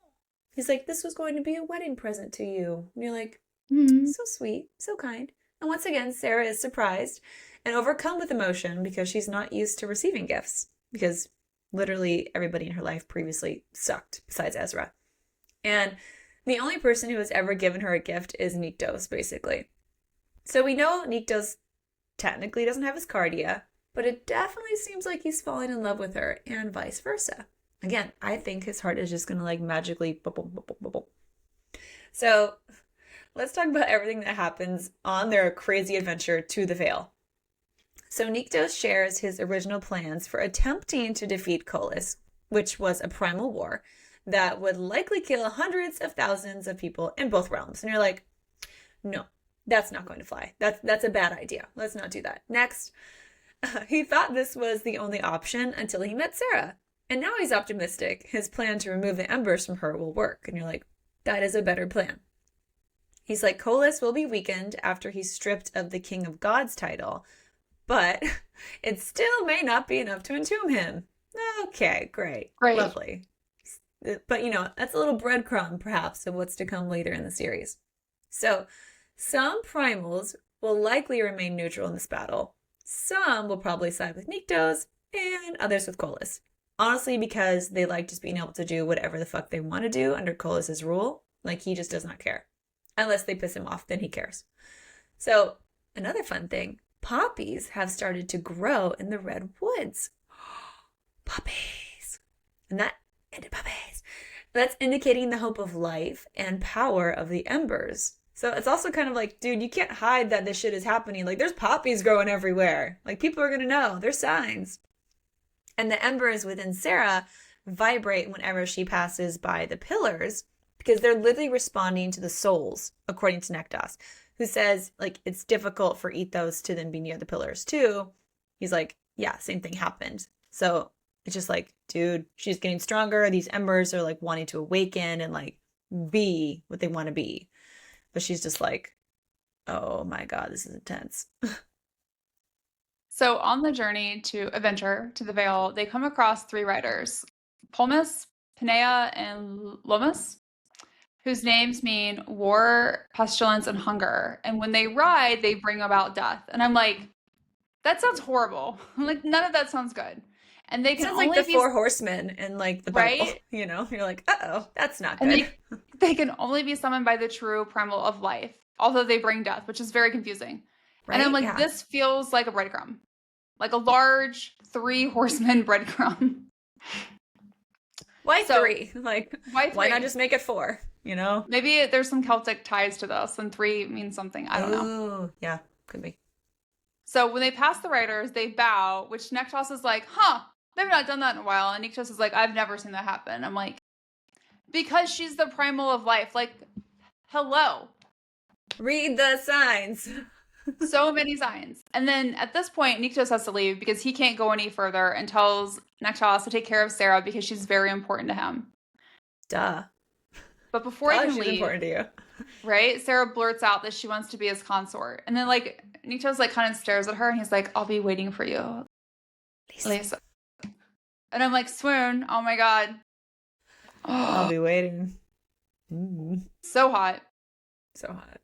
So then Nyktos takes Sera and it's like, I know you care for Nyktos. And she's like, I mean, obviously. And he's like, Yes. what Nyktos feels for you goes beyond fondness. And I'm like, okay, OG Kieran. Super helpful.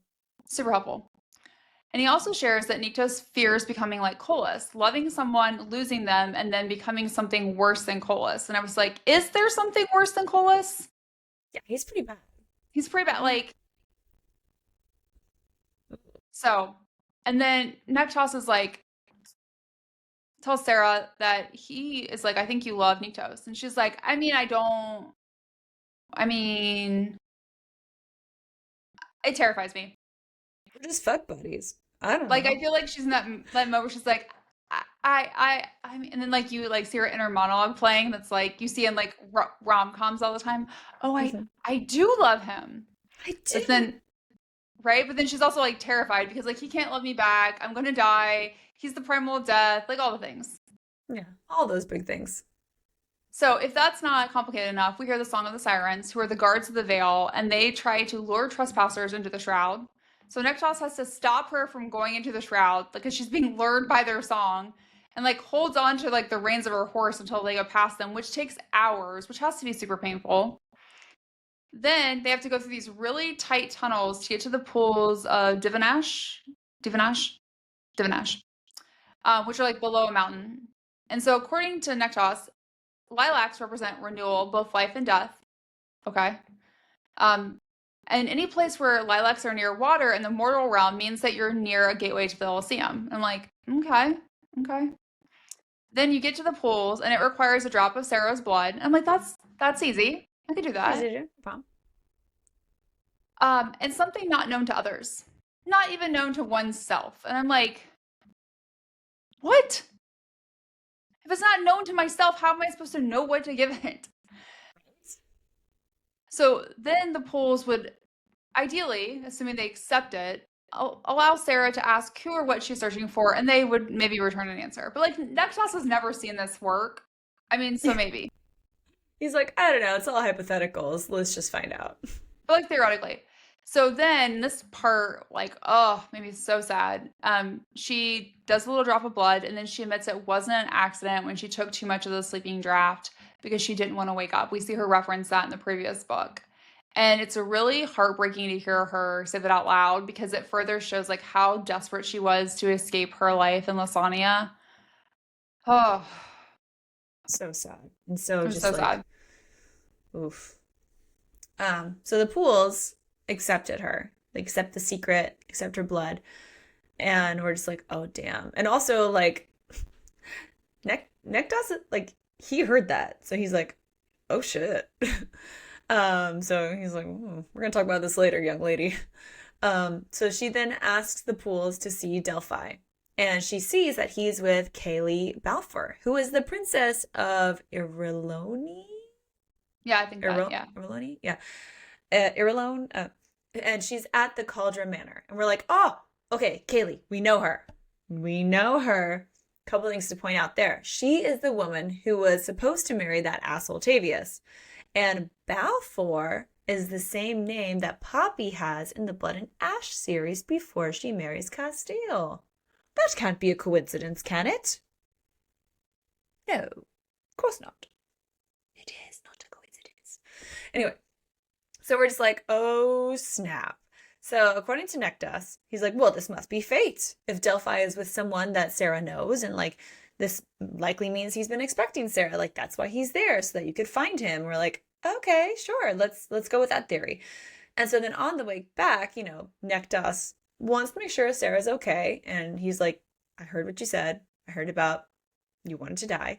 And he's like, if you ever feel not okay, like you can talk to me and like I'll make sure you're okay. Like I'll, be there for you, which is like so sweet. And you're like, oh, okay, she's got He was somebody. in a dad mode. Yeah, he Like, goes in a you know what daddy I mean? mode. Yeah, it's gonna help her. Like a good daddy mode, not a Yeah, sexy not like daddy the mode. other. That's what I was No, just not thinking. that mode. Not Not sexy daddy mode. no.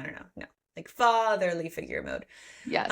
And then nymphs show up, and like they're normally like kind, benevolent creatures, but Colas apparently, when he stole the Ethos Embers, corrupted them, and now they're just assholes who feed off of pain and torture. Great. It's another fucking problem that Colas has created. Like, as if Craven, wasn't bad enough, which they are.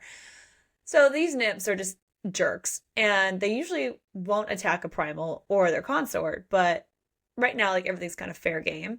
And so the only way to stop them is to remove their heads. So cue Nyktos and Sera fighting all the nymphs, and somehow Sarah's essence comes out, and the nymph just like explodes. And you're like, oh, I didn't mean to do that. That's crazy. Ooh. But according to Nyktos, only the primal of life, duh, we know this, she's primal, hello. Only the primal of life can wield ether that can kill a nymph. And it's the same kind of power that can kill another primal. Feels like another little breadcrumb for later. You're like, are you saying she can kill a primal? Can Colas be killed? Because he's the one that tells Poppy at the end of the War of Two Queens that she has to kill Colas. Also, I was like, this felt like Reaver when he would say things to Poppy about like, you know, being like you were unwise. I'm just like, when is Nyktos You gonna are tell Sera unwise. you were unwise? Like I have dropped so many clues that you were the primal of life and you are not picking up what I'm putting down. Like You he were could unwise. literally say, "You are the primal," and she'd be like, "What? She'd be I like, didn't oh, you mean what? the I have the primal life embers in me? I have the embers, not that I am it." And you're like, "Yeah, Okay. So then they get back, and Sera goes to find Nyktos in his office, and fucking Vessus is in there, and she's sitting on his ugh, lap, she's touching him, she's riding him, she's feeding from his throat, and riding then him, riding him. Like I fucking bitch." died when I read this. Oh, I was I cannot mad. describe. I was mad. I was so angry. I was so hurt. And then Vessus like looks at Sera and is like, oh, so this is her, which then causes Nyktos to like open his eyes, and then Sera takes off, and I'm like, what the fuck is happening? Like literally like a couple hours ago she said she wants to be your wife and now you're like getting it on with this other woman? Ugh. Men. Ugh. Oh, I hate her. Ugh. Hate her. Hate her so much. Hate her. So like my heart really broke for Sera in that moment because like she finally allowed herself to like open up, trust someone. She allowed herself to love him only to find him literally hours later with someone else. And then she has to feel like she feels like he lied to her because he said like she was his first, which then now makes her question like that was a lie. Everything else has been a lie too. And I would tell you this was probably the most heartbreaking scene of this series and the Blood Nest series for me so far. Yeah. Like I was devastated. So she goes down the pool because like I think it reminds her of a lake, right? And she unleashes her rage and hurt. And so we got some extreme emotion. It reminded me a lot of Poppy, like especially after like she wakes up and she knows Casteel has been taken. Real mad. And real mad. And she's causing the cracks to happen in the floor of the cavern. Roots are coming out of them, and then Nyktos shows up and tries to calm her down, and it's not working, so he has to use compulsion to get her to sleep. So I then feel when like that's probably the right call. I Because mean, she was about to bring the whole world down, right? Like yeah, it would have yeah, been real bad. So when she yeah. awakes, Bele is watching over her in Nyktos' room, and then Rain enters, and he has Bele leave the room to get Sera some water while he tries to figure out what happened. But she's like, only like, I shattered the table. And then I don't really remember. And I'm like, Yeah. no, I think he was asking you, like, why were you upset? Because we Yeah. know, like, you got upset because emotions cause this to happen at this point in the calling. Just like, well, I remember shattering the table and then I went to sleep. And you're like, Okay. okay. Okay. But we learn that Sera has actually been sleeping for 3 days. And you're like, I could sleep for 3 days right now. dude, I would love to sleep for 3 days. It'd be great. But she's been sleeping for 3 days because she's been in stasis, which is what happens when your body's overworked. So her system just like literally shut down to give itself time to rebuild that depleted energy that's required for the culling. You're like, oh, great, cool. Getting closer to the culling. Basically, she just like exhausted herself and needs time to recover. A self-induced coma, if you will. Again, sign me up, please. Feels like another little breadcrumb. And like these roots that came out of the ground, that only happens when primals, again, hello, primal, go into stasis because they're meant to protect a primal as they rest. Literally like entomb them in themselves. And if Nyktos wouldn't have used compulsion on her, then she would have died because she was forcing herself into the ascension. What were you going to say? I was going to say, like, oh my God. All I thought was, oh my God, what if, like, she's sleeping? What if she's in stasis right now? Yes. Right? Like, if Sera's, and, like, there's roots covering her. Yeah. Yeah. That's what it means. Put herself to sleep. Oh, yeah. Oh, okay.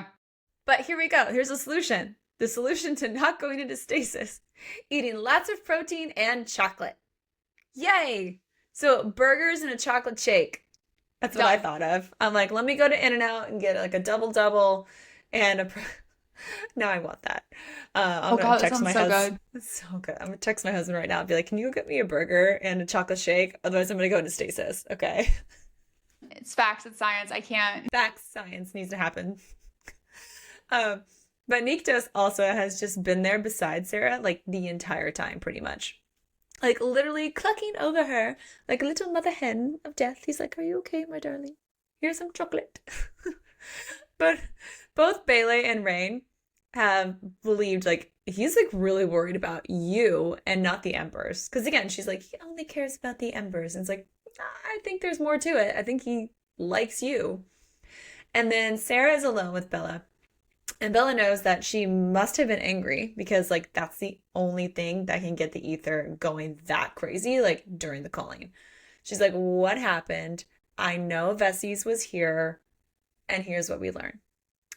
Bella, or Bele, I always forget how to pronounce her name, thought things would have changed, and that Veses soon wouldn't have been able to visit Nyktos anymore since he was taking a consort. She's like, I'm so surprised she even was here, which means she's been there before.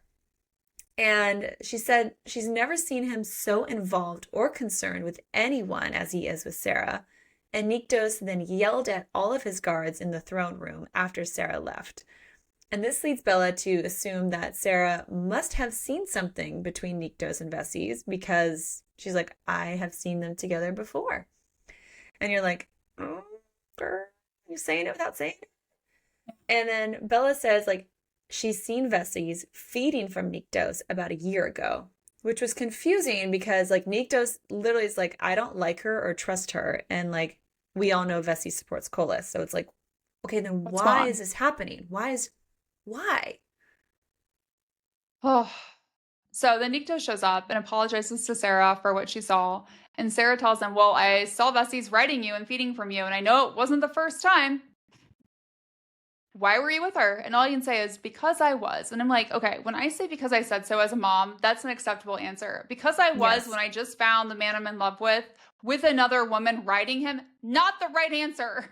Not the right answer, buddy. Like, oh, if you don't want the walls to fall down then, oh, they're about to fall down now. I know. I'm like, shouldn't you be trying to make her calm? You're not doing a good job.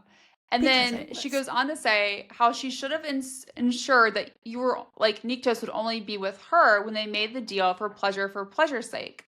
At least known like who else he could be with, so she could have prepared herself in case she walked in on something. She's like, especially, like hours after telling you I wanted to be your consort. And I'm just like, oh, girl, thank you for like telling him like it is. And then she's like, it doesn't matter. I don't care anymore. And he's like, I'm really sorry for hurting you. And she's like, you only hurt my ego. It was foolish to believe that I was your first. And he's like, no, that was the truth. I only wanted you. And he's like, I wasn't having sex with Veses. And what you saw was complicated. But then he like doesn't say anything else. And I'm like, is that the most like man answer ever? I can't explain to you how you saw me in like in a position that was not very great. But like the Shaggy song. Picture this, we were both butt naked, banging on the bathroom door. It wasn't me. It wasn't me. You're like, sure. Keep telling yourself that. Yeah. And all I thought of was like, you keep saying you don't want to hurt her, but like you're hurting her more by not being honest and letting her go to all these dark places in her head. And then she's like, the previous deal we've made is over. She wants the Embers gone. She wants to be gone from him. She knows like why she needs to be the consort, and she will, but it'll be in like name or title only. And once Kolis is defeated, she wants her freedom. And he's like, if that's what you want, they shake on it. It's like a deal. And I'm just like, you did this, Nyktos. Like, this is your own fault. And at this point, I'm furious with him because I still think there's something going on with him and Veses. I don't think it's what we end up finding out it is and why he's doing it. Anyways, she goes to see him the next day and she acts like polite, which everyone's like, what's wrong with you? Yeah, she's super like, nice. Goes all Stepford like, hello, how are you today? And they're like, what? And they're like, why aren't you trying to stab someone? Like, why aren't you being like sassy? Well, I don't know, because her fucking heart's broken and Nyktos can't be honest with her. I mean, like, were you guys not here? Did you not? Yes. Hello. And she's like, I'd like to go see Kaylee to find Delphi and like Nyktos. Can he go with me? And Nyktos is like, no, I'm going to go with you and we'll leave tomorrow. Fine. Great. Fine. And he's like, I don't want you to be acting so polite and submissive like you were raised to be. You should think and feel what you want. And she's like, yeah, but my feelings could have destroyed the palace. And I don't want to be like this. Sometimes you don't always get what you want. And then, like, that conversation is interrupted because fucking Colas decides to summon them. And I'm like, they need to have it out, like, emotionally and then physically. Yeah. Like, Colas, you're not fucking helping right now. Of course, Colas would do this. It's like, seriously, I'm the like, worst timing. Does he have like some little mole on the inside that's like, it's a real bad time? You should poke the bear. Yeah. He's like, hey, do it now. Do it now. They're about to just like really get going. Yeah. Cool. But then, Nyktos is like, let's delay answering the summons, like, until we've removed the embers. And Sera's like, no, because I know that Colas will just punish everyone in the world somehow. So let's just go. Like, let's leave within the hour. And Ios helps Sera find a suitable dress to wear to see Colas. And because, we got to make sure that we impress. And Ios tells her about what it was like when she was one of Colas's favorites and held in a cage of gilded bones. And like, it is so much worse than what you could have ever imagined. It's like literally so terrible. And like, I hope it's not a breadcrumb of what's to come for Sera, because she's being held captive by Colas at the end of the book, but you're just like, oh shit. Which, by the way, that was spoiler, but also like you've been warned earlier. But you're like, oh fuck, that's not good. This is bad. This is very, very, very, very bad. Also, once again, where are all these bones coming from? Right? Yeah. Like, where are all the deity bones coming from? Yeah. God. Bad. So it's time to go. And Nyktos reminds Sera that they'll have to act similar to how they behaved when Ates was at the palace. And you're like, okay, a little pretend, sexy time. But I feel like that'd be so much harder to do after the Vessies experience, honestly. Yes. Oh, girl, you're going to need an Academy Award for that acting. So he ensures her that Colas will not touch her. Otherwise, he will destroy the entire city of Delos. And you're like, okay. But she's just like, you know what? Don't intervene. If Colas recognizes me as Sotoria, then, like, I don't want to be the reason that people die. Like, just don't do anything. Let it happen.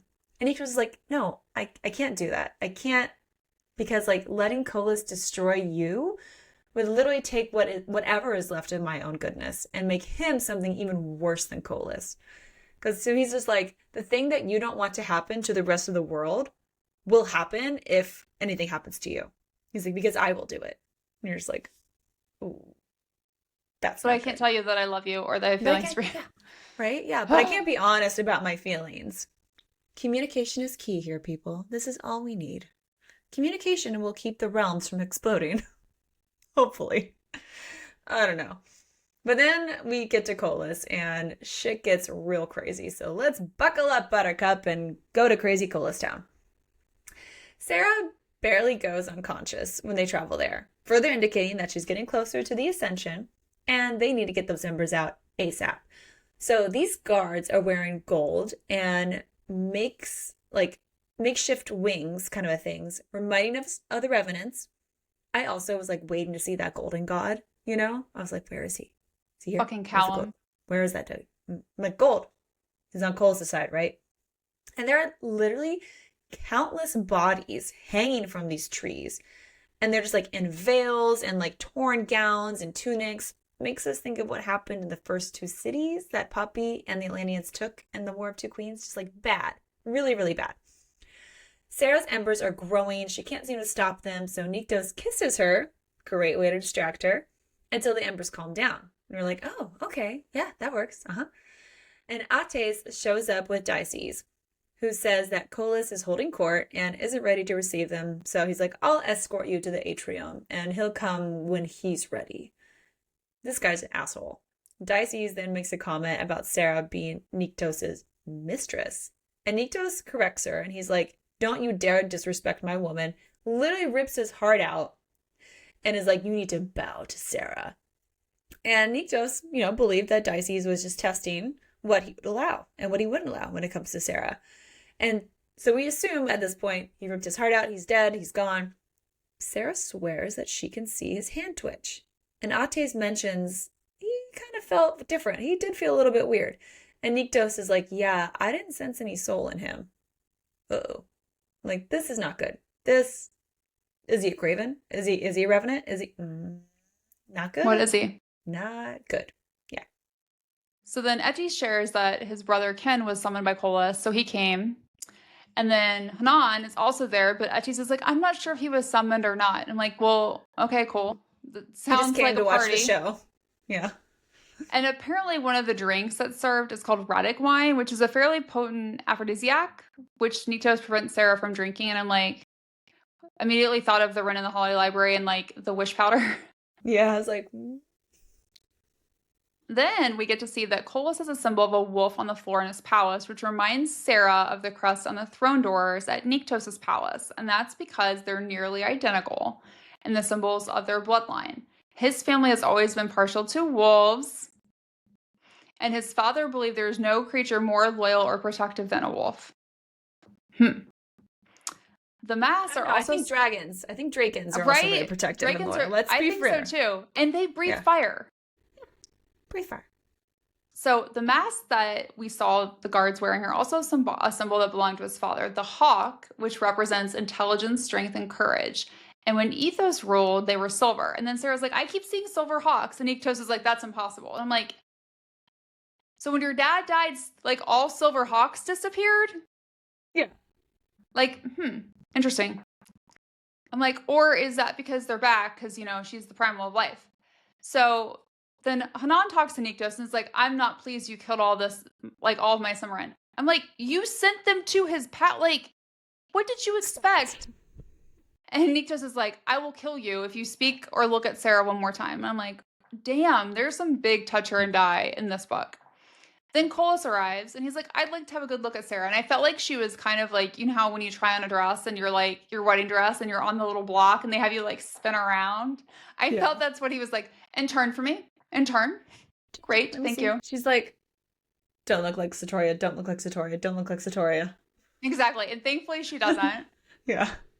And then Nyktos tells Kolis that Sera is a godling, with her father being a god, her mother being immortal. And the extra ether Kolis senses in her is because of Nyktos' blood. And she's had quite a lot of it. And I'm like, love that sexual innuendo. Thank you for that. And I can just imagine what like, else has she had in her. Right? But right now, she's like, I think her like blood's boiling because she was like... So mad. So mad at him. And then Kolis is like, pretends that he has... wants to go touch Sera, and Nyktos like grabs his hand and he's like, don't, like Sera doesn't want to be touched. And I'll do the same to you that you would do to anyone that touches something that belongs to Kolis. And I'm like, that's kind of hot. And then it weirdly pleases Kolis because Kolis is like, I like the side of you, nephew. Like, it's like, finally, you have become my protege. Evil. Yeah. Yes. And then Kolis pretends he has feelings. And that they're hurt by Nyktos, not seeking his approval to marry. And Nyktos is like, you're too busy. Like, I thought this request would be beneath you. Which is, we get this like really weird exchange between Kolis and Nyktos about Dices, and Kolis is like, oh, he'll be fine. And Nyktos is like, no, like I killed him. He's like, oh, like he'll be fine. Yeah, because he's not really dead. Yeah. He's only mostly dead. He's only mostly dead. And then Kolis brings up Hanan's claim about a god being ascended. And he's like, how? It should not have happened outside of Kolis' court. And it's like, how did this happen? And Nyktos says, he's like, well, I felt it, both in the Shadowlands and in the mortal realm. And I've looked for this burst of power, but I can't find it. He's like, I just assumed it was you, Kolis, because who else has that power except the primal of life? Nyktos is so good at playing this game. He's just like, I'm gonna just, flatter you, bow down to you. And it's like, only you can do this, no one else. And this seriously puts Kolis in a very interesting position and like forces him to reiterate. He's like, you're right. It could only have been me because only I have the power to ascend a god. But really, we're all just like, oh shit. What's gonna happen? And then fucking Dices walks in because he's not dead. And he's like, oh, yes, the primal of life restored me. But it's like calling each other's bluffs, And it's like, they're all like, oh, shit, we know he's not really the primal of life. How did he get alive? I don't know. And then Kolis then turns on Hanan. We're like, about damn time. About questioning if Kolis is strong enough to ascend a god and rule as king. And Colas is like, you need to leave. You need to get out of here. Get out of my sight until I summon you. And it's like, ha ha, you got in trouble. It's like that kid who tattles and they're the one who gets in trouble. It backfired. Like backfired major. Karma's a bitch. And, yeah. And then Colas also claims the Dakai, or Dacus, I can never say this one. I think Dakai's, right? Dakai? Yeah, that's work, yeah. That those were sent to attack Nyktos only because he was frustrated about Nyktos' failure to contact him, about wanting to take a consort. He's like, oh, I just needed to prove my point. And you're like, oh, good lord. The politics in this is insane. Because then Colas mentions that Nyktos knows what happens when he displeases him. And Nyktos acknowledges, he's like, oh, yes, I do. And I'm so sorry. But Sera blurts out, it's her fault. She's like, I'm so sorry. I thought, you wouldn't find me worthy of him. And I ask for your forgiveness. And Colas, playing along is like, oh, I appreciate your candor. And he says Sera will need to earn his permission in the same manner that he would have asked Nyktos, which we immediately assume is like, okay, you're going to have to kill somebody. Like, this is never a good, it's like, this guy plays games. This is not going to be a good thing. No. And it turns out he summoned Kin there and was told to bring a young Draken. And Colas tells Sera she must kill the Draken for her and Nyktos to earn his forgiveness and permission to marry. What? Great. So Sera's like, what will happen if I refuse? And the Draken goes, I love that they have the Draken say this. Well, I'll be killed anyways. Then Colas will kill you. Then he'll summon a Draken from the Shadowlands and kill it. So you should kill me. There's no choice. No choice. So Colas says this act will tell him everything he needs to know about Sera, which sounds like really inconspicuous at the time. I was like, are you doing that because you're curious about whether or not she can kill others? Does she have marks on her soul? We've heard them say so many times. But it means so much more later when we know that he's known about Sera this entire time. It's a trap. It's a trap. And the poor Draken is begging Sera to kill him. And Sera, and then this is weird, feels the spirit of Satoria take over when she kills the Draken. So I'm like, did Sera kill the Draken? Did Satoria kill the Draken? What happened? I think Satoria did, so the mark is on Satoria's soul. I think so too. And then Sera's in a daze afterwards. Colas gives them his blessing. And I'm like, would you want this guy's blessing? And then when they leave, Sera is panicked and is begging Nyktos to take her to Vathai. Vathi? Yeah. Vathai. So she can bring the Draken back. Yeah. And Nyktos listens to her. And he's like, all right, sure, this is what you really want to do. So they arrive. He tells Ates, go get the Draken's body. And he's like, just trust us. We got something handled. And so Nyktos believes that Colas wanted to make Kin their enemy, which is why it was his Draken. We're like, okay, this tracks, sure. And Nyktos isn't sure if they can trust Ates, but he's like, I don't really have a choice now. Nyktos tells Ates that no one can come to the room and that Ates can't speak about what he sees. Otherwise, Nyktos will level down his court and hunt him down. You're like, okay, got it. Big secret. Slightly more aggressive than eating your own eyes. Right, yeah. It's basically bow down and do what I tell you. Sera then uses her powers to bring the Draken back to life. And he literally is like, Mia Lisa. And you're like, oh, snap. The Draken then tells her that his name is Thad, which is a Draken that we meet later in the War of Two Queens. And we're like, oh, Thad's alive. And again, he's a little kind of not baby Draken, but he's he's young. He's a young He's a Draken. youngin'. Yeah, so he's got a long life to live. So thank you, Sera, for bringing him back. Nyktos then tells Ates to keep the Draken hidden. And Colas will likely have felt that power, that burst of power. It's we need to hide him, hide the body that's now alive. Let's keep him out here. So Ates is this is going to be really hard to keep Thad hidden from Kin. So Nyktos tells him, okay, bring Thad, the Draken, to the Shadowlands and Nyktos will watch over him. And Ates swears that he won't let anyone learn about what happened. We kind of believe him. Ates knew then that Sera was the source of the power when he visited them earlier. And he says he didn't tell Colas because he remembers who Athos was and who Nyktos was meant to be. And okay, we feel like we can trust him in this moment. Very disappointed how he behaves in the end. We're very disappointed. I thought he was a good guy. So close to believing you to be a good guy. but you just turned into an Ate's asshole. Correct. Did not like it. 0 out of 10 do not recommend him. No. So back in the Shadowlands, Nyktos believes Ates will keep quiet until the coronation and they can transfer the Embers. And I'm like, okay, so even Nyktos doesn't think he can keep quiet forever. Okay. Yeah. And then Nyktos also questions Sera about why she spoke out. And she's basically says, I couldn't let you take another mark. Like, I did it for you.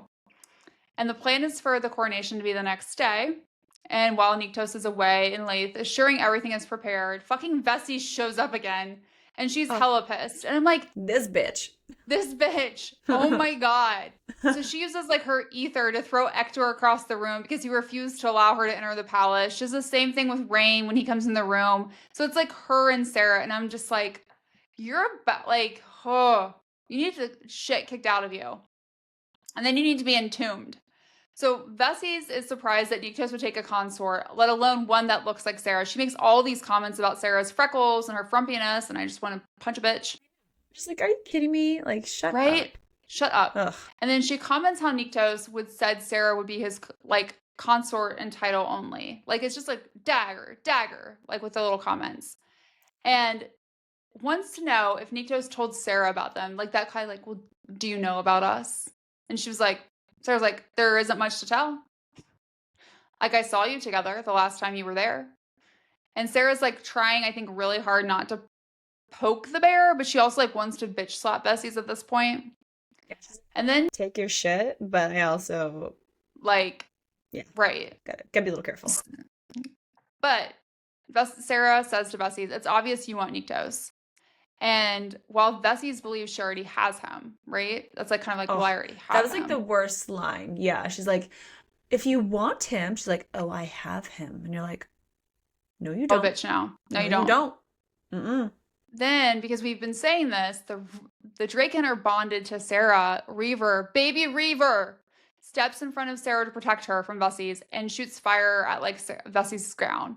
And then Vessis kicks him and it causes him to fly across the room. We don't hurt baby Drakens. Like, what the fuck is wrong with her? I already hated her, and when she hurt Reaver, I was furious. So like, so mad. We don't hurt babies, we don't hurt Drakens, and we definitely don't hurt baby Drakens. No, we do not. And then Sera goes into assassin mode, and you're like, yes, finally. She gets very stabby, very, very stabby. Stabs Vessis in the eye with her dagger, and you're like, oh, fuck, shit's going down. And then the fighting really starts to happen. Like, turns out Vessis has been the one causing some of the havoc, of course, with the shades, and, like, sends her own guards and Draken to try and take Sera away, etc. Let's just say Vessis, like, does not love hearing that Sera has had all of Nyktos. And, like, she seems to know, then, that Sera is the primal of life. And she's just, like, pissed.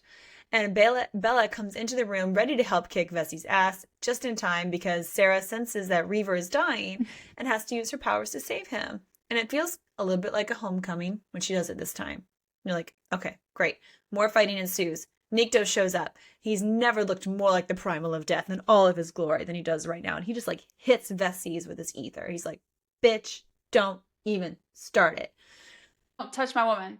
Don't touch my woman. Like, you're not my woman. She's my woman. Don't touch her. Or my Draken. Or the baby Draken. Yeah, exactly. And then Vessis clearly knows about Sera at this point. Like, she's seen all this shit happening. Nyktos has her locked up in one of the cells. And then Nyktos has Sera feed from him. Because, you know, she's injured. And she needs to feel peace afterwards. And so we get to see a sweet moment where she gets to see one of Nyktos' memories while she feeds, which is something we saw happen when Poppy would feed from Kieran. You're like, interesting. You can kind of like send those messages like telepathically via blood. And it gets really hot and steamy after Sera feeds from Nyktos, and they end up having such good sex. But not because of Sera feeling the effects of Nyktos' blood, but because she wants him. And she makes it very, very clear. She's like, this is not because of the blood. This is because of my desire for you. And you're like, fuck yeah. Finally, you're using your words. About damn time. And then it's Coronation Day. And I thought about, like, you know. Coronation Day. Yeah. So for Sera's the first time in forever. Yay. So Sarah's in a beautiful dress, and before leaving, she asks to see Rain, and she's like, "I need you to tell me about what Nyktos sacrificed for me." And that's when like the truth about Vessies comes out. She learns about the deal. She learned that the deal Ethos made with Sarah's father and threatened to tell Colas that Nyktos had a consort in the mortal realm, knowing that Colas would then have kidnapped Sarah from the mortal realm and used her to get to Nyktos. So as a result, Nyktos made a bargain with the bitch to keep her quiet. He agreed to let her feed from him whenever she desired. And that's when Sarah realizes this entire time Nyktos has been protecting her, not the Embers. And Sarah wants to kill the bitch. But Rain's like, you can't do that because like Nyktos will take care of it later. Also, you're about to get married. We got things to Priorities. do. Kill that bitch later. Get married first. So then Ector and Rain ride with Sarah to Lathe for the coronation. During the trip, Sarah realizes that she loves Nyktos. And she tells Ector that she wants to be Nyktos' consort more than she's ever wanted anything. I was like, finally. And then they arrive at Lathe, and Sarah sees Nyktos, and she realizes he's always been Ash to her. And she tells him she wants to be his consort, and she calls him Ash. Like, so, so good. The coronation happens. Sarah's given the title of Born of Blood and Ash, and the light and the fire and the brightest moon. And I'm like, these are breadcrumbs. So many breadcrumbs. I love it so And much when they say like the titles of like books in the movies and stuff, and you're just like, that's the title of a book. That's a book. That's a book. That's a book. right? And then they're given an imprint, which Nyktos claims is from the Ere, and it is described very similar to the imprint we see on Casteel and Poppy. But the reality is that's what he initially says to everyone. But according to Nyktos, the imprint is only given when a marriage is favored, but no one has received one in centuries since his father would give marriage blessings, causing Nyktos to think it was the embers that caused it. I'm like, because she's the primal of life. Where, like, How many more clues we have to drop here, people? Like, okay. Then the primal Kile Keeler? comes up to them. She's incredibly kind. She tells Nyktos that his father would be proud of him. And I started to wonder, are you Miss Willa? Yes. Same. Like, I thought maybe the primal of love could have been, but this one, when she came up and like how she also mentions like she can see hope with him, I'm like, I feel like you might be Miss Willa or connected to her somehow. Because it just gave me very similar, like Casteel, Poppy, like, you should go to him in this room kind of a vibe. Yes. I'm like, uh-huh. Yep. Uh-huh. I think so. I think so. So on the trip home, we get another spicy scene when Nyktos and Sera have sex in the carriage because they just can't wait. They're like, we got to get it on right here, right now. She's like, I'm straddling you. Let's get this going. Yay! Love it. So then they do get home, and Sera tells Ash that she doesn't want to sleep alone tonight. She wants to be with him. And he would very much like that too. Swim. Yay. Duh. We also see Ash ask what made Sera change her mind about wanting to be his consort. And she finally admits that she knows the truth about Vessies and lets him kind of assume that Vessies is the one that told her. She also tells him how her feelings were hurt when she saw them together, but like learning the truth about them helped her understand what she saw and like that if he didn't do those things, like it was going to be bad. And if he doesn't kill Vessies, then she will. She's like, you got to kill that bitch. Or Yeah. yes. So do we call Nyktos Ash now? I know, right? Or is it interchangeable? I feel like it's interchangeable. It's Okay, kind of I feel like, yeah. Kind of like Yeah. Casteel also And being Cass. And Hawk. And Hawk, yeah. It's like, And the which Dark Hawk? One. Hawk? Oh! Did you just get, that just came to me. Oh Oh. my god! We're What? giving them shit that the Primal of Life stuff is right in front of their faces and look at us. It's right there. God damn it. Like how important it was. It was just some, oh my god. Oh my god. Okay. Fail. This is too good. Oh my god. I cannot wait for more of these. Oh my god. Okay. So according to Nyktos, aka Ash, aka whatever, Vessies doesn't really want him and instead just wants Colas, who has never wanted anything to do with her. Like, why? Why would someone want cola?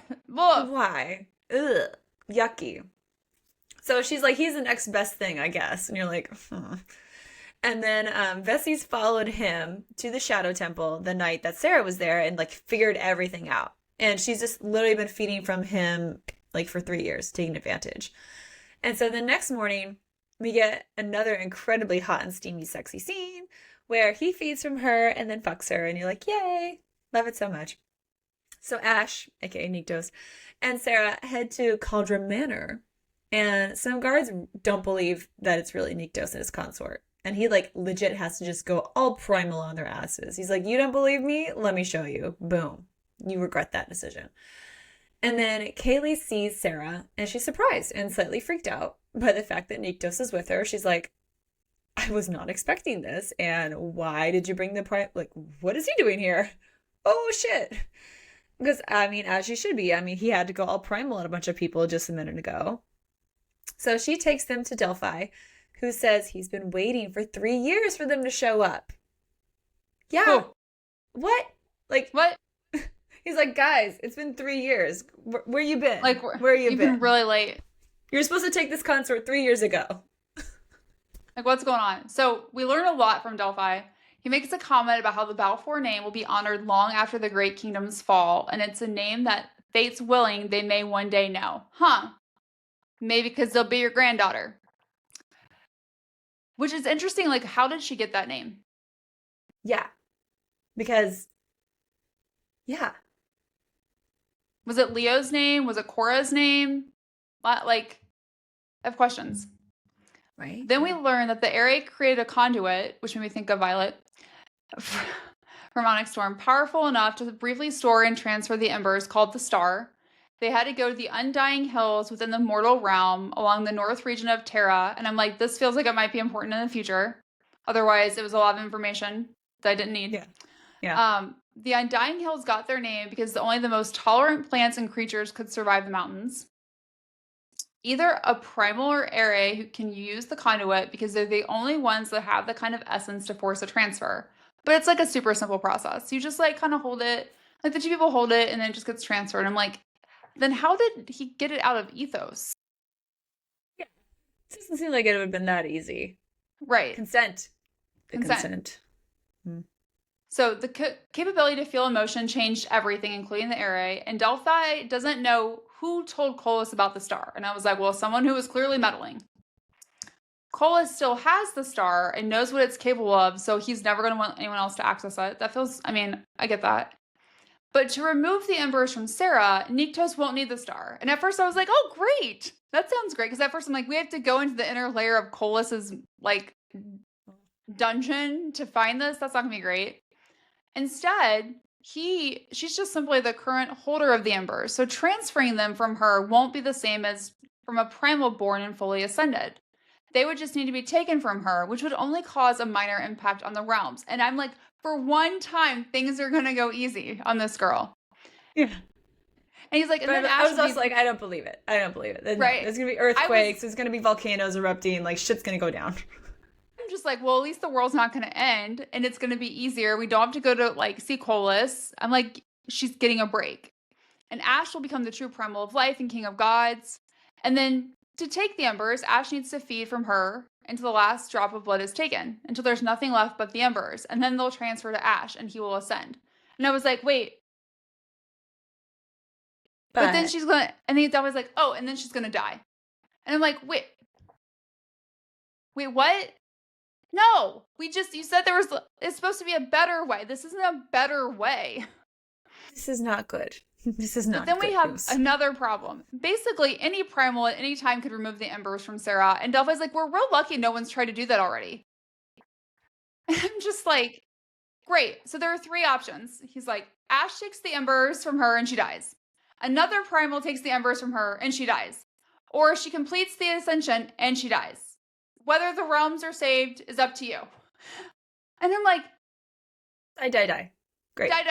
In all 3 scenarios, she dies. And then Ash, like, becomes, like, you know, full primal, loses his complete shit. He's about to kill Delphi until Sera gets him to stop. And then Delphi's shocked because he's like, I was supposed to die today. You were supposed to kill me. I've seen it.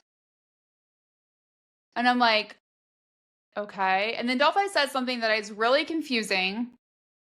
So it has to be another breadcrumb. Because anytime someone says something that I'm like, this, like, why are you saying this? I have questions. Perhaps there is a silver beast and a brightest moon, two, not one, two, then one. When asked about it, he says it means nothing but hope. And I'm like, okay, well, Primal Kile also talked about when she looked at them, she saw hope.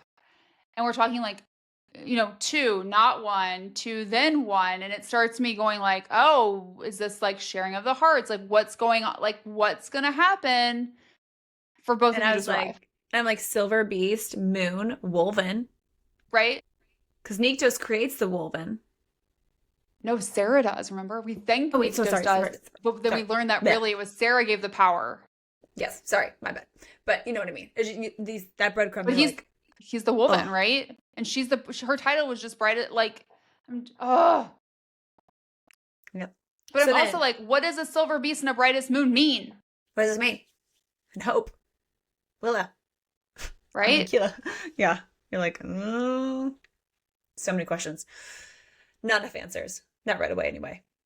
So after leaving Cauldron Manor, Sera tells Ash that he has to do it and realizes that like he knew this entire time how to remove the embers, or at least thought it could be a possibility.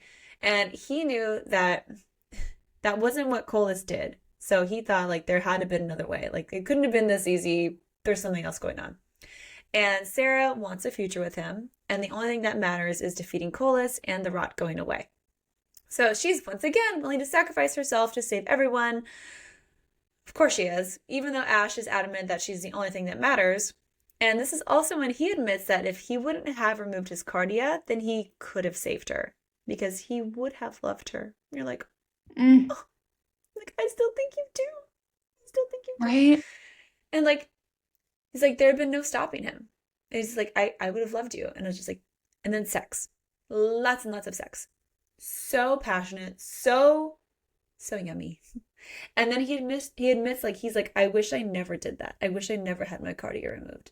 He's like, I never wanted to love anyone until you. And you're like, oh God. And then she makes him promise that when it's time that he'll do it at her lake, which he agrees to. And you're just like sobbing. You're like, I was oh like legit sobbing. God. It's just like, ugh. I can't. And then they get back and like death is just everywhere. It's really bad. It's like shit hit the fan death. Apparently Kin showed up and Scion just couldn't do anything since he's a primal. And he killed Ector, Ios, and others. She goes full on primal and like starts fighting back. Sera decides to ascend to Ios, which works, and like she wants to try the same on Ector, but there's a shit ton of Dakai headed towards him, and it's like all because of that ether that she used. It's getting bad. Sera then feels a ton of rage. Her vision like turns white, and a huge pulse of power comes out, and the Dakai near them all vanish, like just like it did in the War of Two Queens. And like Sarah's now like bleeding from her nose, and you're like, oh my God. So for some reason, people always bleed from their nose when they like use too much power, you know? Yeah. It's like, why is that? Oh, I don't know. It's like, ah. And unfortunately, there's like more Dakai heading their way, and like Ash starts to create this like primal mist to lure them away from Sera and the others, and then things go dark. Because of course the fucking Sumerian are still there. And you're just like, I can't see anything. My nose is bleeding. Shit, like, just, You're like, oh, like Ector's body's been destroyed by the Dakai. Yeah. Yeah, you're just like, oh my God. It's crazy. So then Etchies is there, apparently there. He grabs Sarah's arm and she's like, oh my God, I'm so glad to see you. And he's like, don't thank me yet. Remove the charm and no other blood will be shed. But if you don't, Ken will leave no one alive but Ash. And so she agrees to leave with him and gives her consent so he can take her out. And I'm like, fucking Etchies. Like, I'm so furious at this point. So when she wakes up, she has a chain around her throat, which reminded me a lot of Casteel and the War of Two Queens and how he wakes up. And she's been out for 2 days. And who's waiting for her when she wakes up?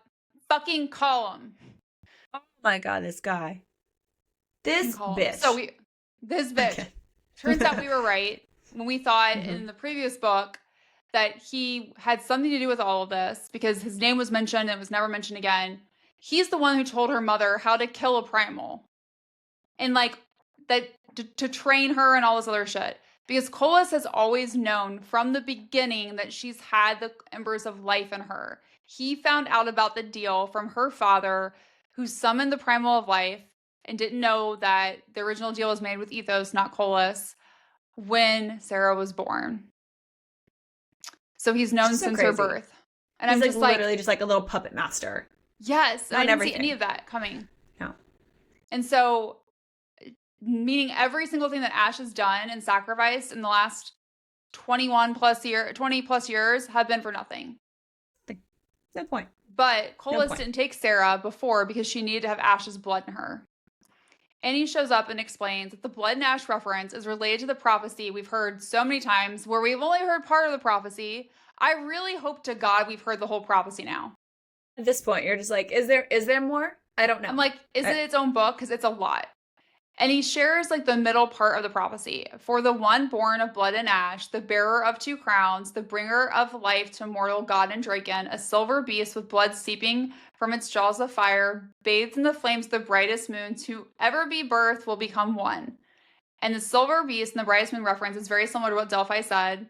Blood means strength of life. Ash means bravery of death, hence life and death. And so he's thinking this is about Sera, and I'm going, is this fucking about Poppy? Right? Yes. Or both of them? Like, or both. Yeah, like there's still, I don't know. Because now you have Sera carrying the Ember of Life and has been crowned the consort. And she is the bearer of 2 crowns. And he needed her to restore the Draken's life. So that all of that was part of his master plan. Again, he's like, I need to see what you're going to do. All of his master plan to make sure that the Embers reach the point of power mentioned in the prophecy. So then a primal will rise, the giver of blood and the bringer of bone, aka the primal of blood and ash, primal of life and death, which again, we know that's Poppy at the end of the War of Till Queens. And you're like, Kolis thinks this will become him. Yes, exactly. And according to Kolis, Ethos wanted his son to become this primal and overthrow and end Kolis. He thought that Nyktos might even be able to raise him from the dead. Apparently, Ethos hated Kolis because Mycela loved Kolis, not him, which is why Ethos refused the only thing Kolis ever asked of him.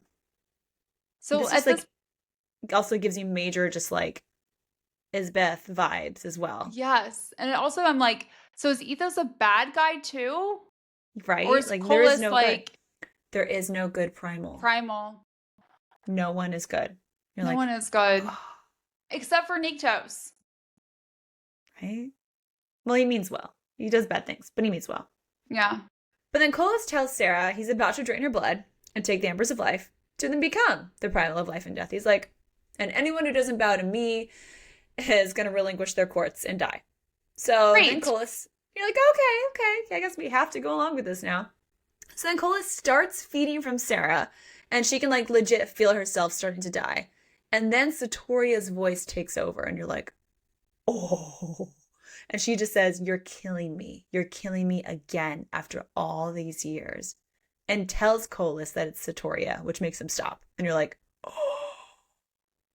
oh my God. Right? And at first, Kolis like doesn't want to believe it until Etis interrupts and says, well, Keela helped Ethos capture Satoria's soul so it could be reborn.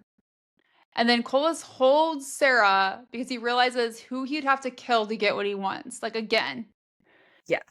And I'm like, now I think he's like, now I'm like scared for Sera. In terms of like what this man is going to do to her. And then Sera looks outside the open door and sees a wolf, a silver beast. This is how it's written, a silver beast bathed in the brightest moonlight. And she knows it's Ash.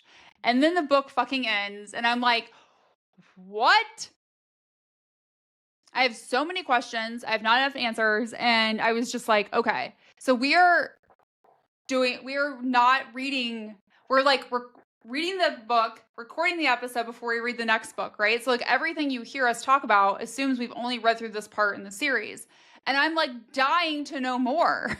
Yes, like we haven't even started reading the next one until we did this. And we're just like, I have so many questions. And then I'm like, I have to read A Soul of Ash and Blood which is the next book in the Blood and Ash series before I can read the next book in this series, A Fire in the Flesh. And I'm like, Mother of God, I have to read 1,200 pages before I know what the fuck happens. Oh, it's torture, but it's like the best of kind. The But best it's kind the of torture. best torture ever, and I can't wait. Yes. Because Sarah's probably going to be tortured. And I'm just like, oh, this is. But also, I'm not gonna lie, when she woke up with like the chain around her neck, I was also kind of like, that's a little bit sexy. It's a little hot. But with the wrong person. The wrong person. Oh, yeah, wrong person. It kind of, I know you didn't watch Star Wars, but it was major like Leia vibes when she's like a sexy prisoner dancer for Jabba the Hutt. And you're just like, mm. But again, I'm like, okay, let's recreate that with Ash. And not with Colas. And not Colas and not fucking Column. No. Oh, no, okay. no. Oh. So good.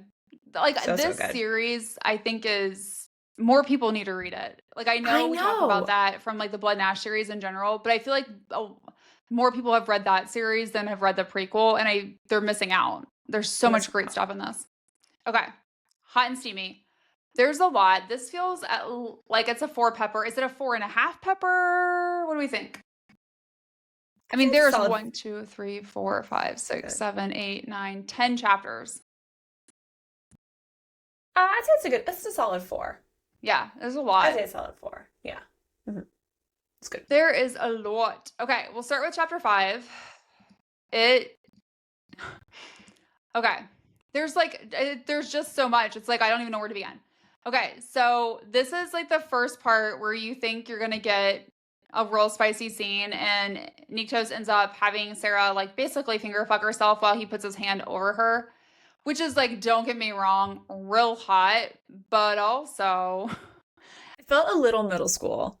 It did. Like, help a girl out, right? Like, help a girl out. Come on. Like, we're not making out in the park and like getting down and dirty like before we get down and dirty.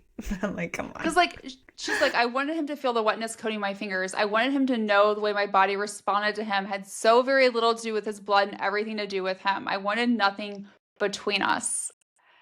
I wanted to feel the hard length of him against my skin. I wanted him inside me. I wanted him to pierce me, take me into him. I wanted him so much. And I'm like, dude, like, same, please. And it was just... And I think it's like this weird thing where I think sometimes he feels like the more he tries to stay away from her physically, the more protected she is. Because I think he's been so worried about the more he feels for someone, that person being hurt by Colas and vice versa. And I get that, but also, like, come on. Yeah. So we have chapter 13 where Sera... again, just masturbates and Nyktos watches in the dark and then like kind of like uses his shadows on her, which you're like, okay, like that's a little bit better. Like we're getting closer. We're like inching towards it. I let my thighs fall open to the cool air and the darkness of the room. I slid my hand further down as I went back to the memory of us. I was in his bed and Nyktos' mouth was on my breast. But it wasn't my fingers that I rode as I eased one through the slippery wetness. It was his cock. I moaned, kicking my head back against the pillow as I began working my finger in and out, pressing the heel of my palm against the ultra-sensitive piece of flesh. The feel of him stretching and filling me was branded on my skin, too easy to recall. I eased another finger inside, and my eyes flew open as my heart pounded. There was no sound, nothing I could hear over my panting, but there was that shift in the chamber again, an awareness. Shadow.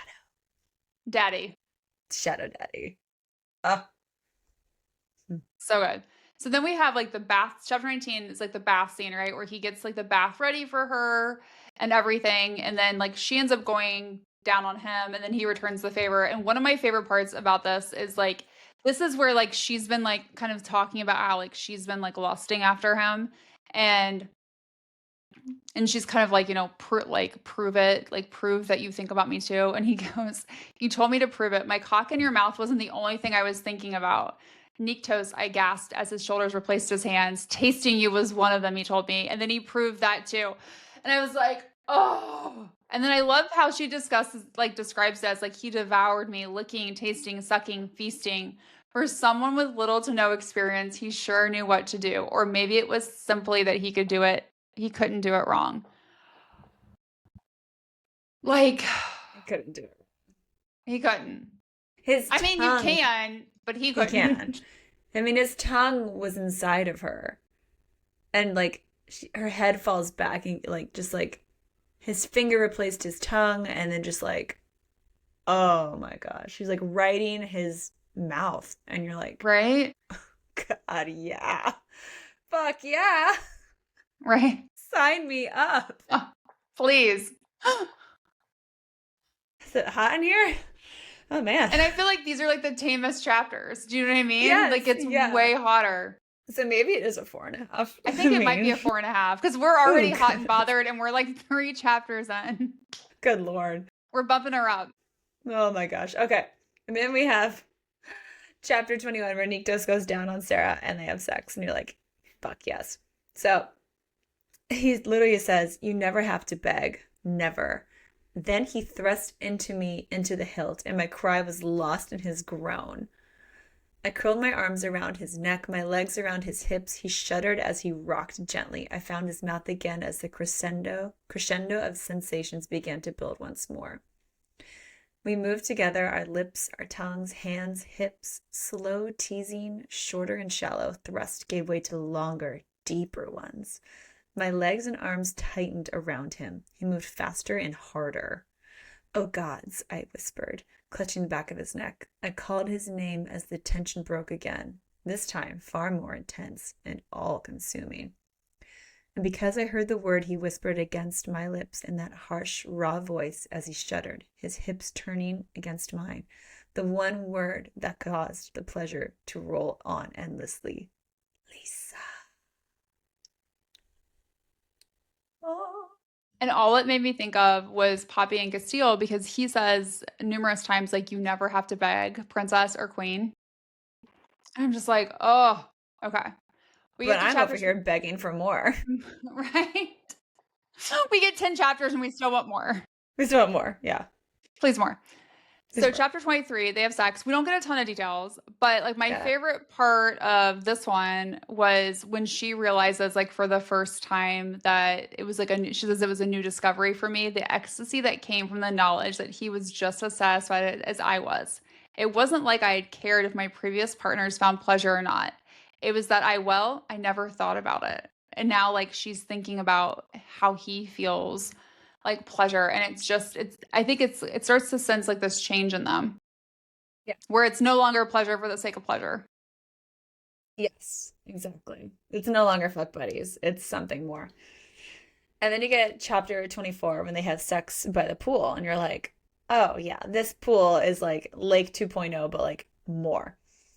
So remember, like later she destroys this whole place, but now they both destroy it together, if you will. He leaned over me, his chest kissing my back as his cock spread me and filled me. And this was nothing like the last time, or the times before that. He took me from behind, his large body caging me as each stroke went deeper, almost punishing in its pleasure. Pinned as I was between him and the stone, I couldn't move. And I did like the utter control he had. The raw dominance of his hold and his thrust that made the pleasure sharpen and pulse wildly. His breath came out in short grunts against my cheek as my nails dug into his hand. Oh. And then, harder. Take me, fuck me. And he did. He took me harder and faster and fucked me.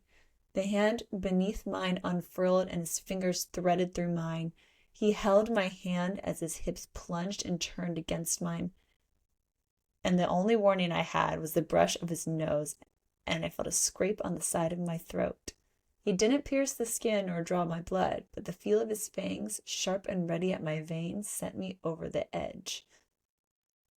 Same. Nyktos is right, and you're just like, and then he says, the pressure of his fangs against my unbroken skin, and he whispered, you are always safe with me, Lisa. Oh my God. That is like So one of my good. favorite scenes from them. Seriously. I mean, yeah, I could just reread that over and over again.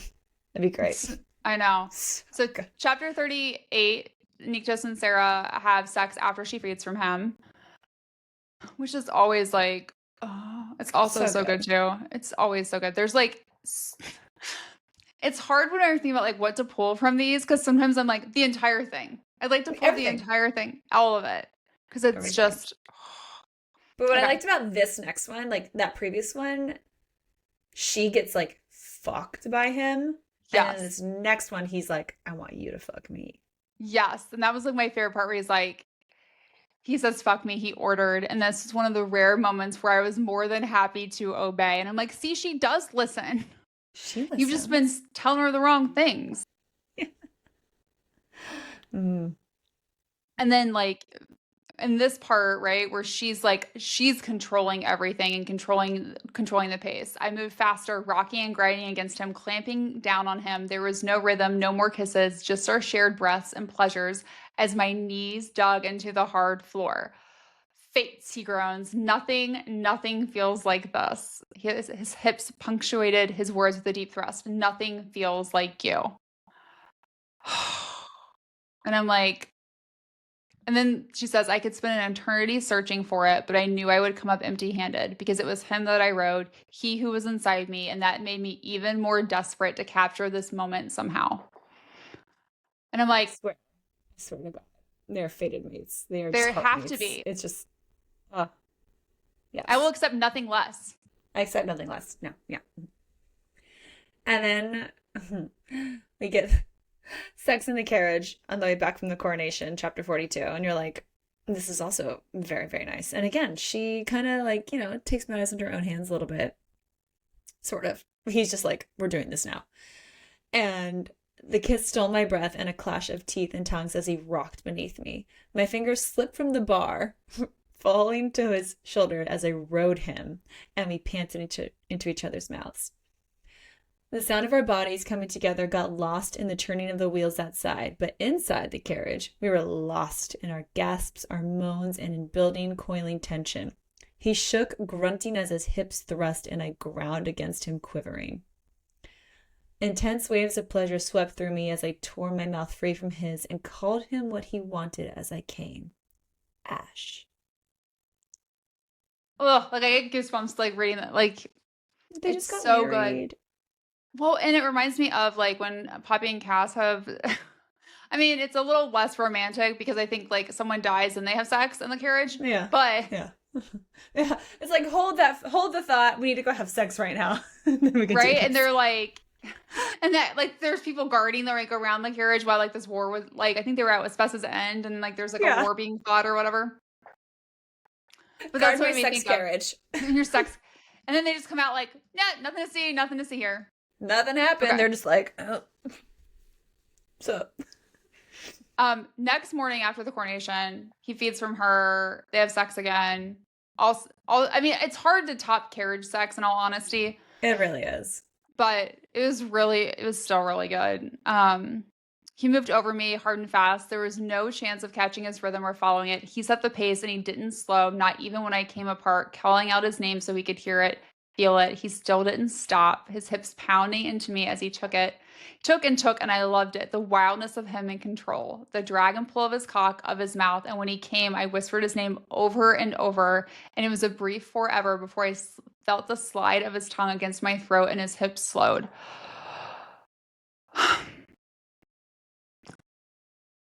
I just got like shivers. Right? Oh my God, it's so good. So good. And then lastly, we get chapter 45, where Ash and Sarah have sex after leaving Cauldron Manor. And he says he could have loved her if his cardio wasn't removed. And you're like, oh, honey, I think you do. Let's be real. I think this is my favorite one. This is so good. It's so, so good. And he seated himself deeply within me, lifting his mouth from mine as he clasped my cheek, stilling. I wish, he whispered hoarsely, dragging his fingers across the freckles, sweeping over my cheek. I wish I'd never had my cardia removed. My eyes fluttered open. His eyes glinted with a sheen of red, primal tears of grief. I never wanted to love, not until you, Lisa. Air lodged in my throat as my chest squeezed and swelled, a conflicting rise of emotion. I know. He shook, then lost all semblance of control. His hips plunged against mine, each thrust a promise of what his heart couldn't give, each ragged breath between us raw and beautiful. The pleasure rose, sorrow followed, and when release found us, it took us both, leaving us shaken and a little bit destroyed.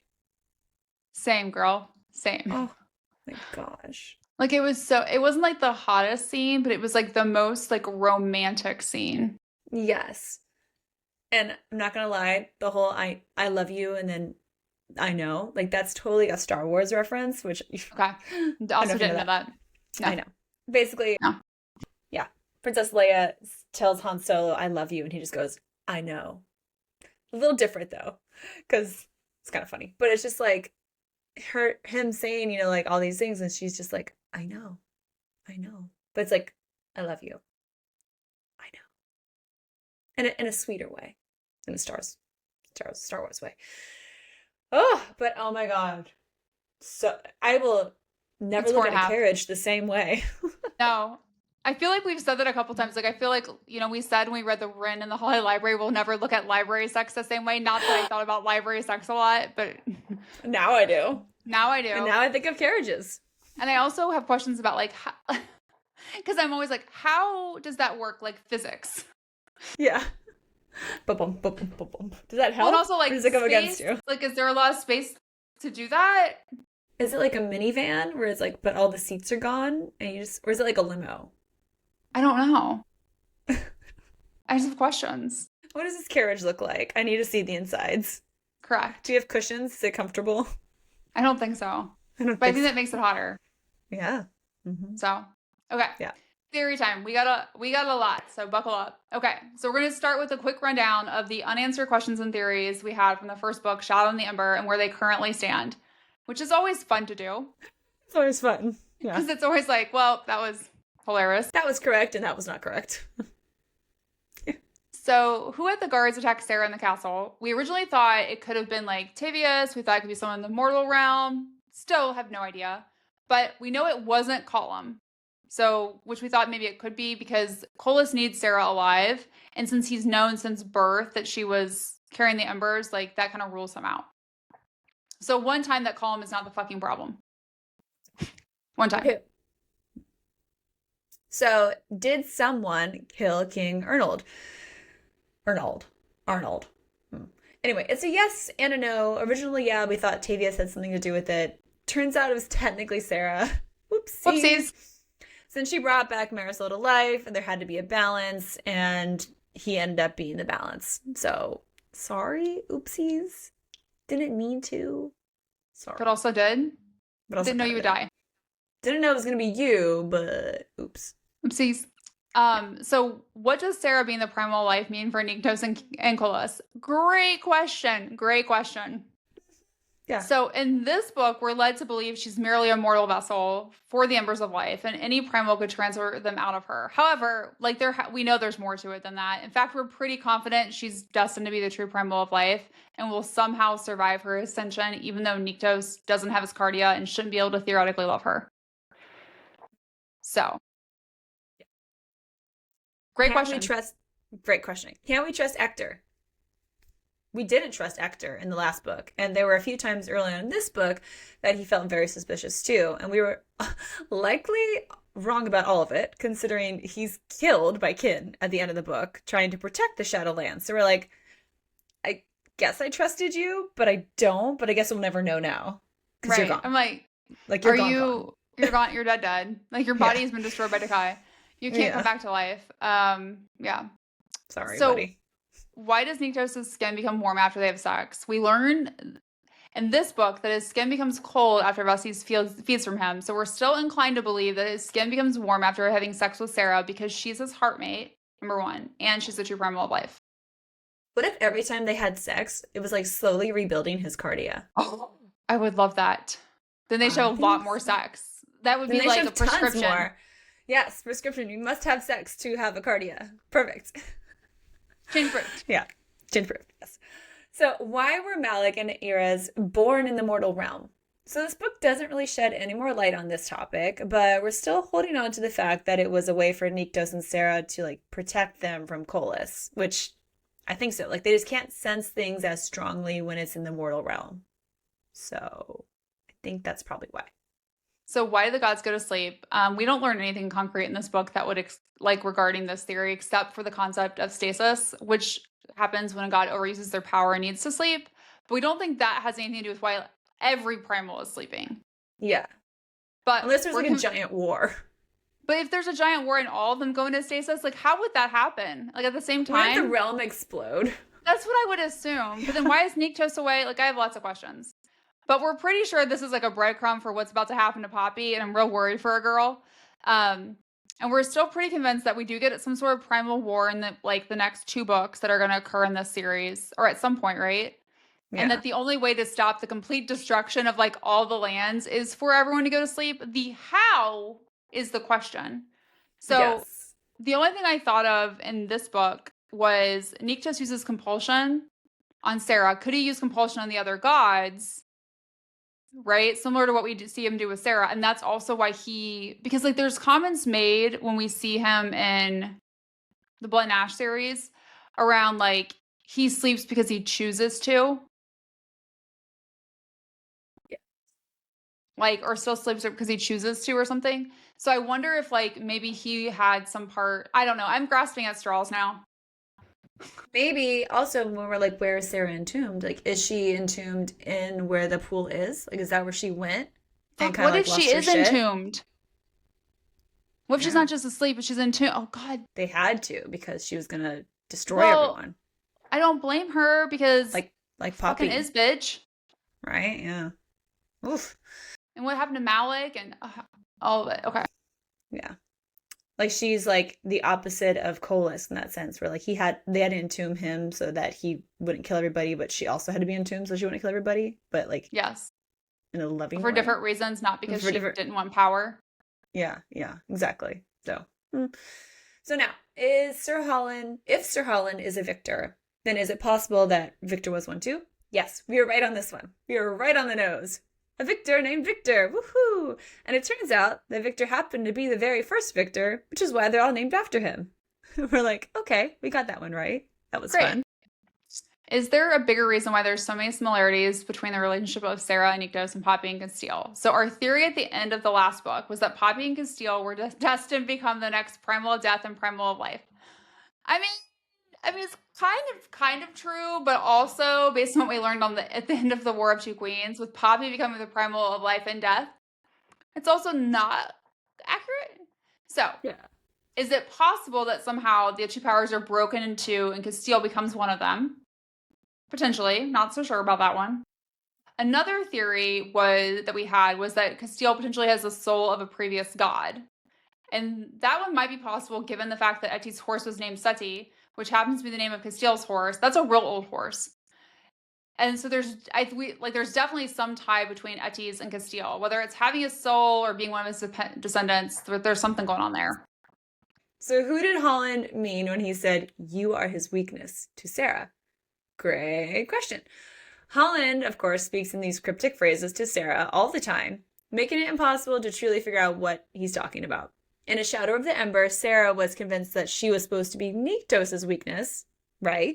And now she's thinking Holland is telling her that she's Colas' weakness. And you're like, what if she's both? What? Yeah. We know that Nyktos would burn the world down for Sera, so clearly she's already his weakness, even without his cardia.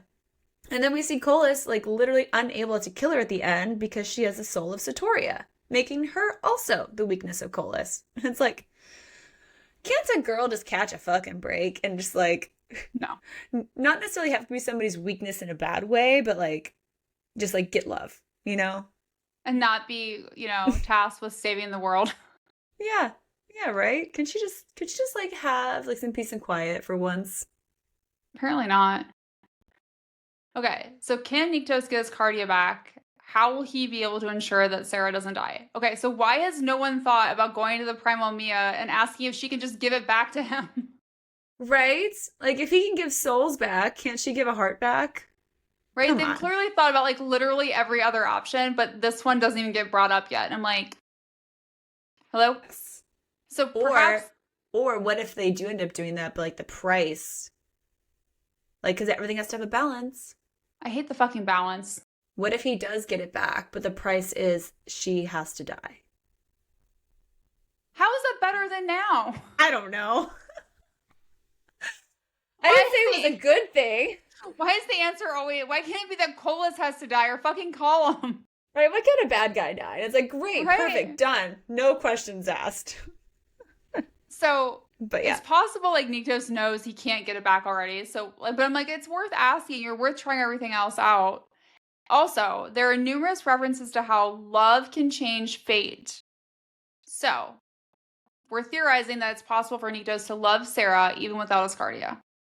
In fact, he might already love her. Because he does tell her he wished he wouldn't have taken out Ascardia because he didn't want to love anyone until her. What if that was a declaration of love? Or at least the closest to a declaration of love that he thinks he can make. Additionally, we know from the War of Two Queens that love has only stopped death once between Nyktos and Sera, according to Column, which either means Nyktos does love Sera and was able to complete her ascension, or one of them sacrificed themselves for the other, which is a testament to their love and somehow allowed them both to live. Like Heartmate's The heart trials or something trials. like that. Yeah. Yes. Mm-hmm. Yeah. So I still think that she like gives part of her heart to him. And that's why. I don't know. I still hold on to that too. I think that's going to happen. Or she dies. She lets him take all of her blood and take the embers so she can save the world. And then as a result, the Aerie give her life back. Yeah. She gives him her heart. Didn't they say that Ethos could raise someone from the dead? Because there was a comment that only Colas the true primal of life can do that. Yeah, and there was a comment that Colas thought if Nyktos got this power, that he might bring Ethos back or something. Like, I wonder what if she dies and Nyktos can bring her back. Yeah. But then would she be like Satoria? That would be bad. I don't know. We're going down a deep end. We're like, wait a second. Okay, so we'll table that one for later. After the next book, we'll come back. So, are the primal embers of life somehow protecting Sera? So after Sera is cut with Shadowstone in the battle with the Cimmerian, she doesn't feel the effects on it like Nyktos believes she should. Because like they're like, this should have really hurt you. Like what's happening? And it causes him to question if the embers are again protecting her. Have to agree on that one. I believe that Ember's somehow merged with her and she's becoming the true primal of life and like no longer just a vessel for the Embers. Like she is it. They have taken over. Don't think it's going to be possible for someone to remove those Embers from her because they belong to her now. Again, she's going to have to die. Why? I hate this. Why? Why is every option ending in her death? This is... We need better options. I know. So is Casteel related to Etis? We're going to say yes on this one. Oh, yeah. We know that Etis' horse is named Seti. Jesus. Etis. Which happens to be the same name as Casteel's horse. And there are multiple mentions of Etis wanting to go to the mortal realm to find a consort like Nyktos found Sera. This also leads us to believe that there's some tie between the two of them. It would also explain why Casteel was able to ascend Poppy and not have her turn into a vampire. Because that still hasn't been explained. Yeah. Yeah. So then also, can anyone kill Colas? Can anyone kill this asshole?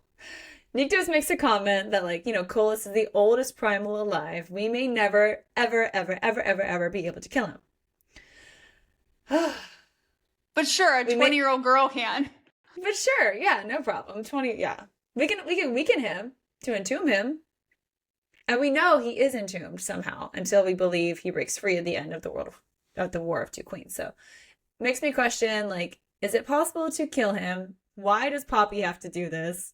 Again, like, these 20-something-year-old girls are just like, if you need somebody to save the world, just go ask a 20-year-old child. Apparently. Just ask a woman, honestly. Honestly, that's the moral of the story. Women will take care of it. Don't worry about it. But somehow we also, like, cause a lot of the problems because Isbeth. Okay. Isbeth. Yeah. Isbeth, yeah.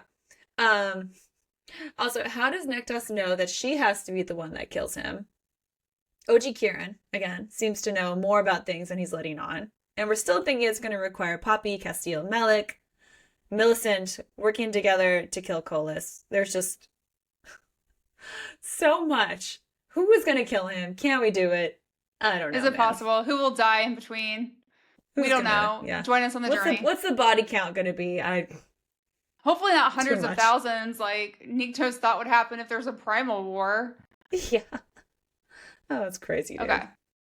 So is Poppy going to go in stasis? We're pretty confident this is going to happen based on what we learned about it in this book. In fact, if I had to guess right now, I would say it's probably going to happen in the next book in the Blood and Ash series, because we see her use so much power at the end of the War of Two Queens. And we know she's not been eating enough because Kieran has been on her like that entire book about how she's not eating. Which we know chocolate. She's chocolate. And other thing. And protein. Which explains why he was like trying to get her to eat bacon so much. Which we know is like essential while she's going through the culling. And so I want to put this out there so everyone's very clear. We're not going to like it if this happens. We're probably going to be insufferable. We don't want Poppy and Casteel separated again. It's like, we just dealt with that. Don't do it. We don't get spicy scenes when they're separated. But then my question is, if you're in stasis, can you dream walk? Are you in like another world? Instead of ether, you're in the neither? We've been to the neither neither before. Sex there? You can in the Thrall series. In the Thrall series, yeah. So it's like, can we do this here? Like, that's the only way I think we would tolerate it. Yes, that's the only way. So, but just to be very clear, we're not putting that out. We're not manifesting that. We hope it doesn't happen. But I feel like there have been too many, like, breadcrumbs that Jennifer Armentrout's like, ladies, it's going to happen. So, I'm really hoping I'm wrong. Okay. But we'll still read it. But also, can't wait to read it. Yeah. So, in terms of what's next, if you love this series, we think you'll also love the rest of the Flesh and Fire series, the Blood and Ash series. As you know, we're covering all the books on the podcast. With the 5th book in the Blood and Ash series next, A Soul of Ash and Blood. If you like romantasy with lots of complicated backstories, also suggest the Wren in the Holly Library and the Robin on the Oak Throne by K.A. Lind. This series is full of lots of twists and turns on, like, in previous history between two characters that plays a big role in everything that happens. It reminded me a little bit of, like, kind of like Puppet Masters and the String, and like all these things that happened hundreds of years ago are becoming very important in real life to a young woman who's just like, what the fuck did I do to deserve any of this? Right. Same with Sera and Poppy. They're like, what the fuck? I didn't sign up for this shit. What? Exactly. But it's happening to you. You'll like that book. It's fun. And then join us later this week when we dive into the world of romantasy and discuss a Robin on the Oak Thorn. So again, check out that previous one and let's talk about it. Happy reading, everybody. Happy reading. Thanks for listening to Late Night Reads. Don't forget to follow us on Instagram, TikTok, and Facebook at Late Night Reads Podcast. And check out latenightreads.com for even more information about all the books we're reading. If you loved today's episode, make sure to subscribe, rate, and review our podcast. And share the show with your fellow book lovers.